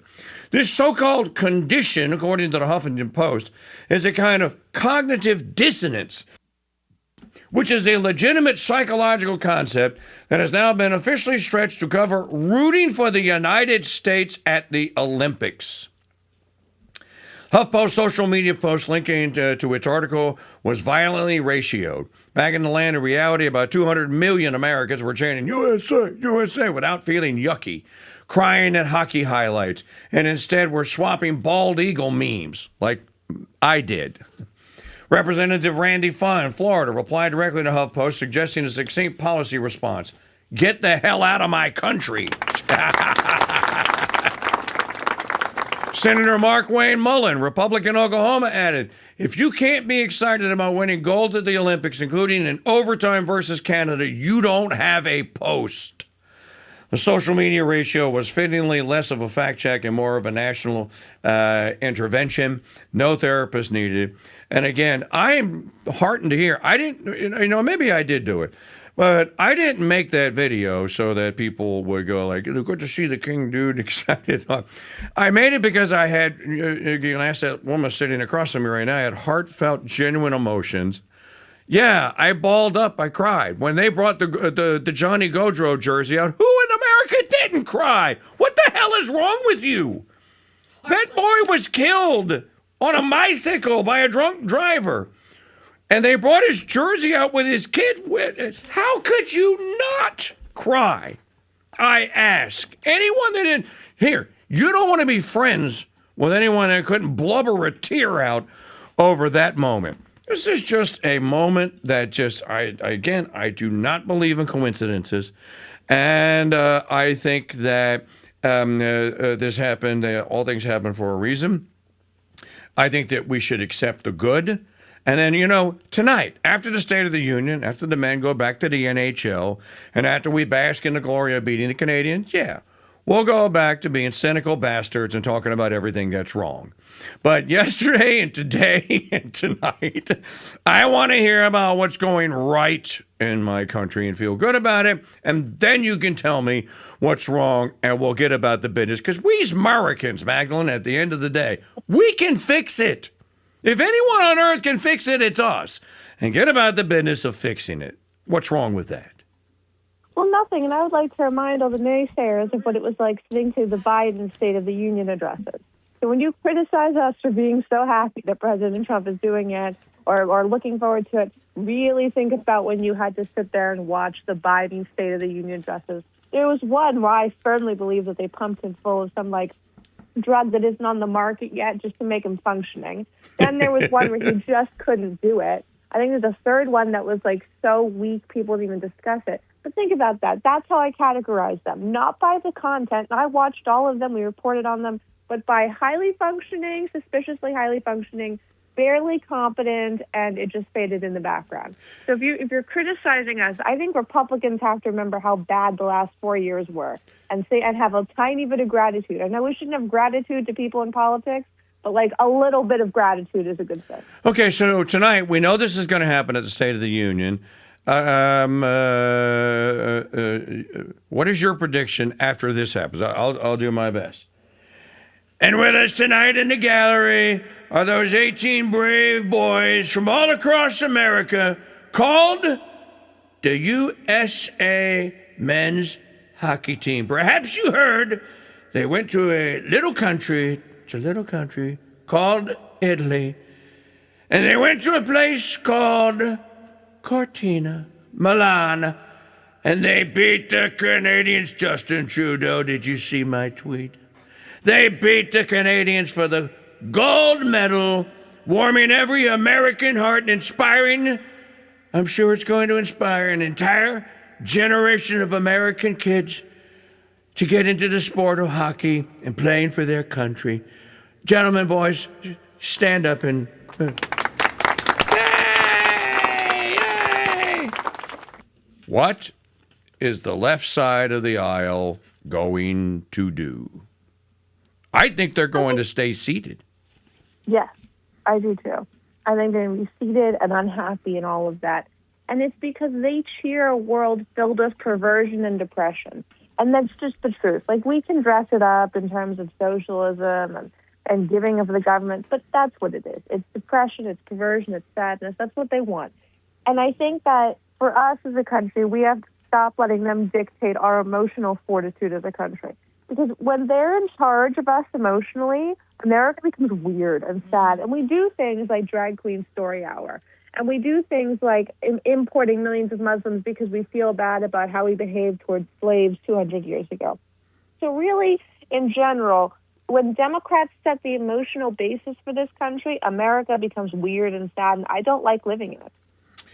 And I think it'll be a great moment at the State of the Union. Remember, the 2020 State of the Union speech was on the eve of lockdown. 2 weeks later, 15 days to flatten the curve, 2 weeks to slow the spread. Put your mask on. Shut up. Schools are closed. Everyone, we're all going to die, et cetera, et cetera, et cetera. One media outlet right here, this one, never bought it, never, not for 1 nanosecond. I knew I sniffed it out in January and said, I'm telling you, they're coming here with this. And I'm just wondering what the cabal has up its sleeve that is going to launch after tonight's State of the Union, because you're going to have a president that's going to go, this is what's going right. This is what we said. This is what's going wrong, and we aim to fix it. And tonight, I'm calling on the Congress to do this and to do that. It should be an epic State of the Union. I'm actually looking forward to it. And I just wonder, you picked a communist. You picked Abigail Stollenberger. What is she going to do? Well, Democrats aren't going to stand idly by and let you people keep getting tax cuts and your borders secured. Democrats are going to work hard to see to it that more babies are killed the day that they are born. I mean, what is this woman, what is this wench going to say that is going to go against contra the USA moment here? I think that I probably don't want to watch it and I'm probably not going to watch it. But they picked a communist. They could have picked Rahm Emanuel. You could have picked someone that's actually sane. This Stollenberger woman is not sane. So she's going to get up there and she's going to give the, we have great things to look forward to, like Mom Donnie's rule in New York. Oh, that is becoming a hot crap show very, very quickly. And so the counter to this is, again, going to be, yay, hey, we're back, we're doing well, we're going to go, we're the greater times are coming, we're going to do better, and we're going to work at this, we're going to try to fix this, we promise we're going to do that, we haven't done it yet, et cetera, et cetera. And the counter argument is going to be, no, we're going back to go back to, and the Democrats are going to fight for this and fight for that, None of the things that the Democrats say they are fighting for are things that average people who are not politicos want. They just don't. You know what they want? They want that IRS tax refund that we heard is 15% higher than any previous year. They want that. They want to go to the gas station and go like, oh, look, gas is cheaper again this week. Fantastic. They want to go to the grocery store and go, oh, so happy that the price of eggs is now stabilized and leveled out there, $2.50 a dozen or whatever the case may be. Looks like inflation may be under control. They want to hear this. Wall Street Journal headline today. Here's the headline. Apple computer says it is. Hold on, Maggie sent it to me earlier. I know I closed it. Apple Computers says, here it is. Exclusive, Wall Street Journal.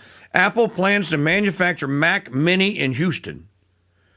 The company will move some production of the desktop computer to the Foxconn facility in Texas. Of course, Foxconn is a Chinese company. Not sure how all that's worked unless they have an American subsidiary. Apple will move some production of its Mac Mini desktop computer to the U.S. from Asia.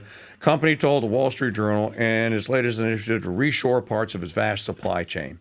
The new manufacturing effort will begin later this year at Foxconn facility in North Houston, said Sabi Khan, Apple's chief operating officer, who described the plan while taking the Journal on the first public tour of the facility's two primary buildings. Most people won't know this. Apple's computers used to be manufactured in Austin, in California, and in Austin, Texas. They had a plant right outside of Austin.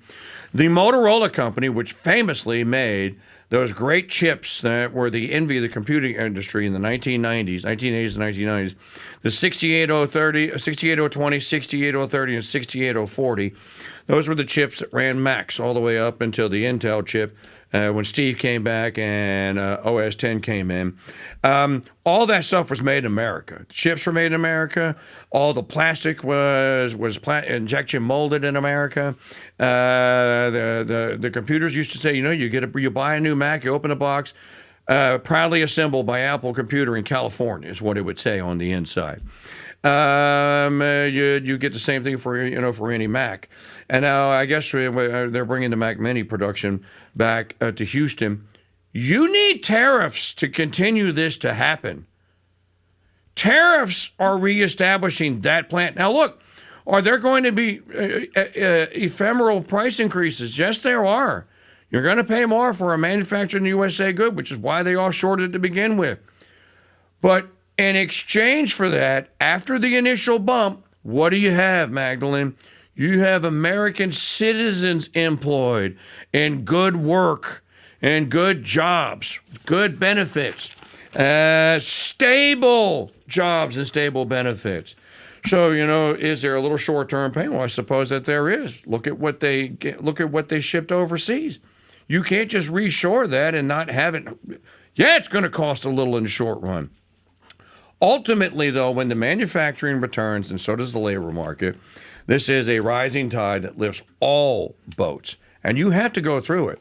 But there are signs. Moving that plant back to Houston, that's a positive. So there's Schumer on the floor haranguing about how tariffs only destroy the poor and the middle class, and they're all made poorer, and they're out there on the street panhandling for crumbs of bread and soup. And here Apple is announcing on the happy side, hey, we're building a plant in Houston and we're going to start making Macs there. So there is your counter to the tariff and everything is miserable and the poor are bearing the bar. Which, by the way, they get support from people like Thomas Massey and Rand Paul, which is... Yeah. Rand, I understand because he's a doctrinaire libertarian and he can't think outside of things practically. Thomas, I don't because he's a businessman. Rand's not. Massey has a businessman sense, and I'm just really surprised that Massey's one of those guys. But in any event, that's what we're dealing with today. Well, it is, and I think that the Libertarian Coalition, I work with libertarians a lot. I talk to them because there's a lot of them who are in the young conservative world who have entered into congressional staffing and politics, and I hear that they are very concerned about the coalition Trump put together. Because if you think back to that race within 2024, Trump had a predominantly, I think, libertarian-leaning coalition. He had the religious coalition. He had independent, he had economic-minded people. But there is a lot of backroom dealing. We reported on it. In order to get him those libertarians, a cornerstone of that was RFK and the Maha Moms. A lot of them are not happy about the recent decisions of the FDA. So if you're trying to keep a coalition together, I think it would be good in this State of the Union for Trump to acknowledge some of the liberty-minded things. Like he pardoned Russ Albright, who is one of the Silk Road people, and he was involved in crypto, and nobody got hurt from what he did, but he was given life in prison, and in comparison, drug dealers were given 10 to 15 years, and right. Trump pardoned him. And libertarians are very happy about that. So for Trump to keep this coalition together going into midterms, he should talk about his niche wins, because libertarians are also very happy about the hostages that were pulled out from around the world by Trump and Steve Witkoff and Marco Rubio. Talk about those niche wins, because Trump has a lot of them. No, it'll be interesting to see. Of course, we'll cover it all tonight. It starts at 9 Eastern. That's 8 Central. And, of course, it takes them 10 minutes to walk through the crowd. So, ladies and gentlemen, the President of the United States. I wonder if the Supreme Court comes in tonight, and if they do, does the notorious ACB give Trump the death stare she gave him last week or last year? I just wanted this Gorsuch kind of looking like, yeah, I blew that tariff decision. There's a mixed bag on the tariff decision. Some constitutionalists say, well, the Constitution is pretty clear that Congress has the Article 1, Section A taxing power. But in that act, they delegated it to the president. So they wouldn't have to do it. That's literally what the IEPA says. It says, look, we're tired of dealing with this tariff. We don't have time. We have all sorts of other things we need to get to keep our criminal constituents and the industrial complexes going. So, if there needs to be a tariff, we're just going to job it out. This is why it's called the International Emergency Impoundment Presidential Act, or I forget what the other E stands for. It says the president can make the tariffs. No, it calls them. It says interruptions. It doesn't say tariff. It says, I forget what the language. It's not exact. It doesn't say TARIFF, but that's basically what it is. And then just read Kavanaugh's decision. Brett Kavanaugh even says it's in the act. I don't know what my colleagues are thinking. The act says the president can.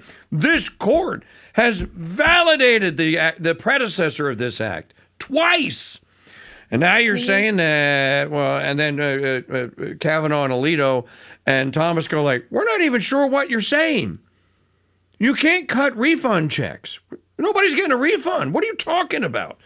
So I think that I'd look at Gorsuch and Coney Barrett and go like, what the hell's wrong with you, dude? And Roberts, was just Roberts going, okay, I've given you too many victories, and I'm not like the cocktail parties, so here's an L. I don't know. Well, if I can throw one thing in here with the Supreme Court justices, I have, as a private citizen and as a fan of politics, have enjoyed so much the radicalization of Brett Kavanaugh over the past few years, where he went from sort of, if you remember the reporting on Brett Kavanaugh when he was first chosen, conservatives were disappointed. Yes. Because they felt he was weak on things. They felt he was not a diehard conservative. Well, then they tried to kill him. And then they tried to kill him of Scalia or of these. And we watched him turn into a right-wing lion. And I remember when Biden and his team would go to the Supreme Court and they'd be confronted with Clarence Thomas, obviously hates Biden so much, and Kamala Harris would be confronted with Brett Kavanaugh. I mean, she did to Brett Kavanaugh what Biden tried to do to Clarence Thomas. So those two on the Supreme Court, I trust in them, I love them, and I think that the radicalization of Brett Kavanaugh, although he paid personally, this country has benefited from. And for those that aren't keeping score, if you didn't know this is a true story. There was a lunatic that was like sending notes to Mrs. Kavanaugh saying, I'm going to break in that house, I'm going to kill you and your children. And then when your husband comes home to the dead bodies, I'm going to kill him too. Now, they found the guy. To their credit, they found the guy. But it wasn't just one dude that was threatening to kill the Kavanaughs. And this is when Justice Kavanaugh is then confronted by, these people truly hate me. Look at the Christine de Blasey reform, and then Brad took his hand on my shirt, and this entire embarrassing epic was fabricated from the get-go. I told you people this at the time. It's since come out. Notice there has been no book that's come out about Christine Blasey Ford and her ridiculous accusations that has corroborated any of what she alleged against Justice Kavanaugh. Not a peep. As a matter of fact, they're so embarrassed by it now, they don't even bring it up anymore. That's true. They do. No, and a lot of conservatives wanted to turn on him. You didn't, but a lot of conservatives were like, just find somebody else, move on. And Donald Trump stuck by him. And although I think that Brett Kavanaugh would not allow something unconstitutional out of loyalty to that, I do think that it has informed his understanding of what it really means to rule for Democrats. Because there are cases he might break with. He's broken Republicans a little bit on eminent domain and things. But if you look at Brett Kavanaugh's choices, I think that he allows his understanding of the world and the viciousness of Democrats and the abuse of the Constitution by Democrats to inform some of the decisions he makes, which is good judicial understanding. That's why they're there. So Brett Kavanaugh, he's the rising star on the Supreme Court. Well, let's make one final point, and then we'll wrap it up, because we're on tonight for the State of the Union, so we're going to go to overtime. Let's make one final point about Justice Kavanaugh, Magdalene. This is a judicial version of Jack Hughes. This is a young Maryland kid brought up in a middle-class family, middle-class Catholic family, goes to Catholic schools, goes to Jesuit high school, goes to basically Catholic colleges. He keeps his little calendar notebooks, was an athlete, he played all the sports. Works his way hard, does very good in law school, and he gets a break. He gets to clerk for Chief Justice William Rehnquist. That's a break. That's a serious break. And so, he works his way through, wait a minute, he clerked for Scalia. I think he's clerk.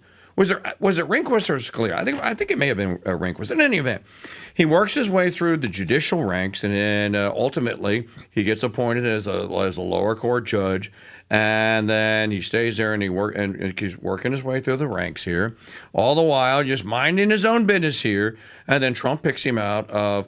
Now, by the way, Kavanaugh is one of the names that's on the list of 50 suggestions from the Federalist Society. He was on the list. I saw it. He was on the list. Christopher Farrar, my old buddy, thought that Justice Kavanaugh was a good pick. So this all-American young Catholic young man has worked his way up, the crowning moment of his career. He goes to the White House. President Trump introduces him. He makes the interview rounds. He's meeting with the senators. It's largely received pretty well.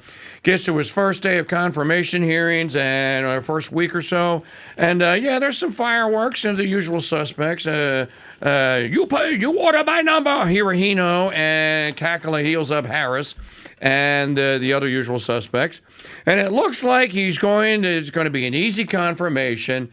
And then the leftards try to do to Brett Kavanaugh what they tried to do to Thomas. And this time it wasn't Anita Hill. It was Christine Blasey Ford. And they brought that woman in there. And then, as you said, it wasn't Biden this time. It was Harris. And it was Harris and the hens on that committee that did the heavy lifting of basically accusing this guy of being a serial rapist. Now, if you weren't tempered in the fire of Democrat politics right then and there to know these people are your mortal enemies, then I don't know what would temper you, but that wasn't enough for them. They tried to kill him, to kill his reputation. They tried to keep him off the court, and they tried to ruin him. They wanted him ruined. When that didn't happen, then the lunatics turned, okay, we couldn't get you before confirmation. Now we're going to kill you. Now, and then this comes after Steve Scalise. There's an attempt on Steve Scalise. Like, you got all of these things in your mind going, and this lunatic actually goes to the Kavanaugh house. Yeah. I mean, it's only a miracle that he wasn't able to get in, and that the security the security locks were in place and he couldn't get in the door. Heaven knows what would have happened. And then here's Kavanaugh. So again, this is a Jack Hughes. This is a Jack Hughes is a hockey story. Brett Kavanaugh is a legal story. Two great all-American kids, made good, doing good. You want them to do good. You want them to be good apple pie American. And it turns out that they pretty much are. And who is it that opposes them? Well, people that aren't very good and happy Americans. So there you go. Yeah. And I remember when Kamala Harris sat there and in the Senate and said to him, it's not possible that you weren't with other women. It's not possible that you weren't dating in high school when Brett Kavanaugh said that he was focused on his studies and sports and his friends. And she made it seem like it was impossible for humans, for men, to actually just be moral and to not have scandals and to not be plagued by doing bad things in high school. She mocked conservatives nationwide, and then she was surprised when he struck down student loan forgiveness over and over and over again when she was vice president. He did it over and over again. He struck down everything they put forward. And, he says nasty little comments, too, to the Biden lawyers. I followed it for 4 years, and I loved it. He said, yeah, that's not going to get past me. Yeah, I don't think that. Yeah, I don't think that. I don't think that the Constitution says that. Okay, James Orlando, thank you for your 50. Miles Hendricks, thank you for your 500. And Will Stowe for your 25. Thank you. So, sad to say, Magdalene, that means you have to show up tonight. So, I will. All right. Till then, we'll see you then. Thank you very much. Thank you. You're very welcome. Folks, I really look forward to our conversations every day. It's always nice to be able to talk to someone else, because I talk to, it's just me talking to Maggie. Maggie sometimes talks back, but sometimes we all look forward to Maggie Minutes, but now we have Magdalene Minutes. And again, politically speaking, she's wise beyond most people's knowledge. It surprises me, but you think about that story, the Kavanaugh story is an all-American one. It truly is. Now, I don't know that every American kid grows up dreaming of becoming a lawyer and then a SCOTUS justice, but in his case, that was it. So, lots to look forward to. As news breaks out today, we will break in. And thanks to all of you who made your donations, your contributions. We will be live tonight at 7:30 Central. That's 8:30 on the East Coast. The State of the Union is scheduled to start at 9 Eastern, that's 8 Central. Be looking for us live on YouTube. Live. We may be able to get away with broadcasting on Pride Book if I don't play any bumper music. Screw Pride Book. They're worse than YouTube, actually, with their copyright infringement crap. It's just, it's obscene. It's just so ridiculous. But we will be, of course, live at MikeChurch.com. I'm going to give you an incentive to show up tonight. I started a drinking game. What's the drinking game? Well, I started some of the things that if Trump says you have to drink. So I've got 6 things up there. It's in the chat room. Go add what you want, and then we'll make a bingo card for today.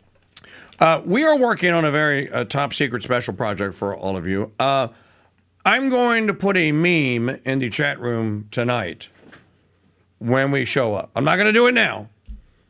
You have to be there. And it's a riddle and a puzzle of sorts. Now, those of you that we asked to be beta testers, try and keep your traps closed. Don't go and blab it in the chat room, because I know that you want to. Oh, I know kind of sort of what's going on here. Yeah, well, keep that part to yourself. So we'll reveal that tonight. We'll have a great time hanging out together. As I said, you guys that have Mike Parrott's social media contact or phone number, blow his phone up today. Make it so that it's rattling off the desk so that he gets guilt-tripped into showing up for the State of the Union speech tonight, to which he is invited to offer commentary. Hope to see all of you here tonight. Remember, you can still make your donations. I have so many things that we're working on here, folks. I'm so excited to tell you about. Surveys. If you got the survey, we're trying to get the triple digits before we get the results. So we're halfway there. Look for You Have Opinions. Mike Church wants to hear them in your email box. You know what? I'll send it out again. I said I was going to do it yesterday. I just got sidetracked. I'll do it today, I promise. Send an email reminder out to everyone. Please, please, please fill the survey out if you got it. You're in an elite group, by the way. The algorithm picked you. The scientific formula that we crafted for you to be selected to fill that survey out, that's what selected you. It wasn't me sitting there going like, I'm going to send it to such and such. And because we're looking for specific answers to specific questions. So please, search your email box. And again, you're looking for You have opinions. Mike Church wants to hear them. And until then, if news breaks out tonight, we'll break in. Look at that. 40-some-odd Democrats not going to the State of the Union tonight. Look at how many of that.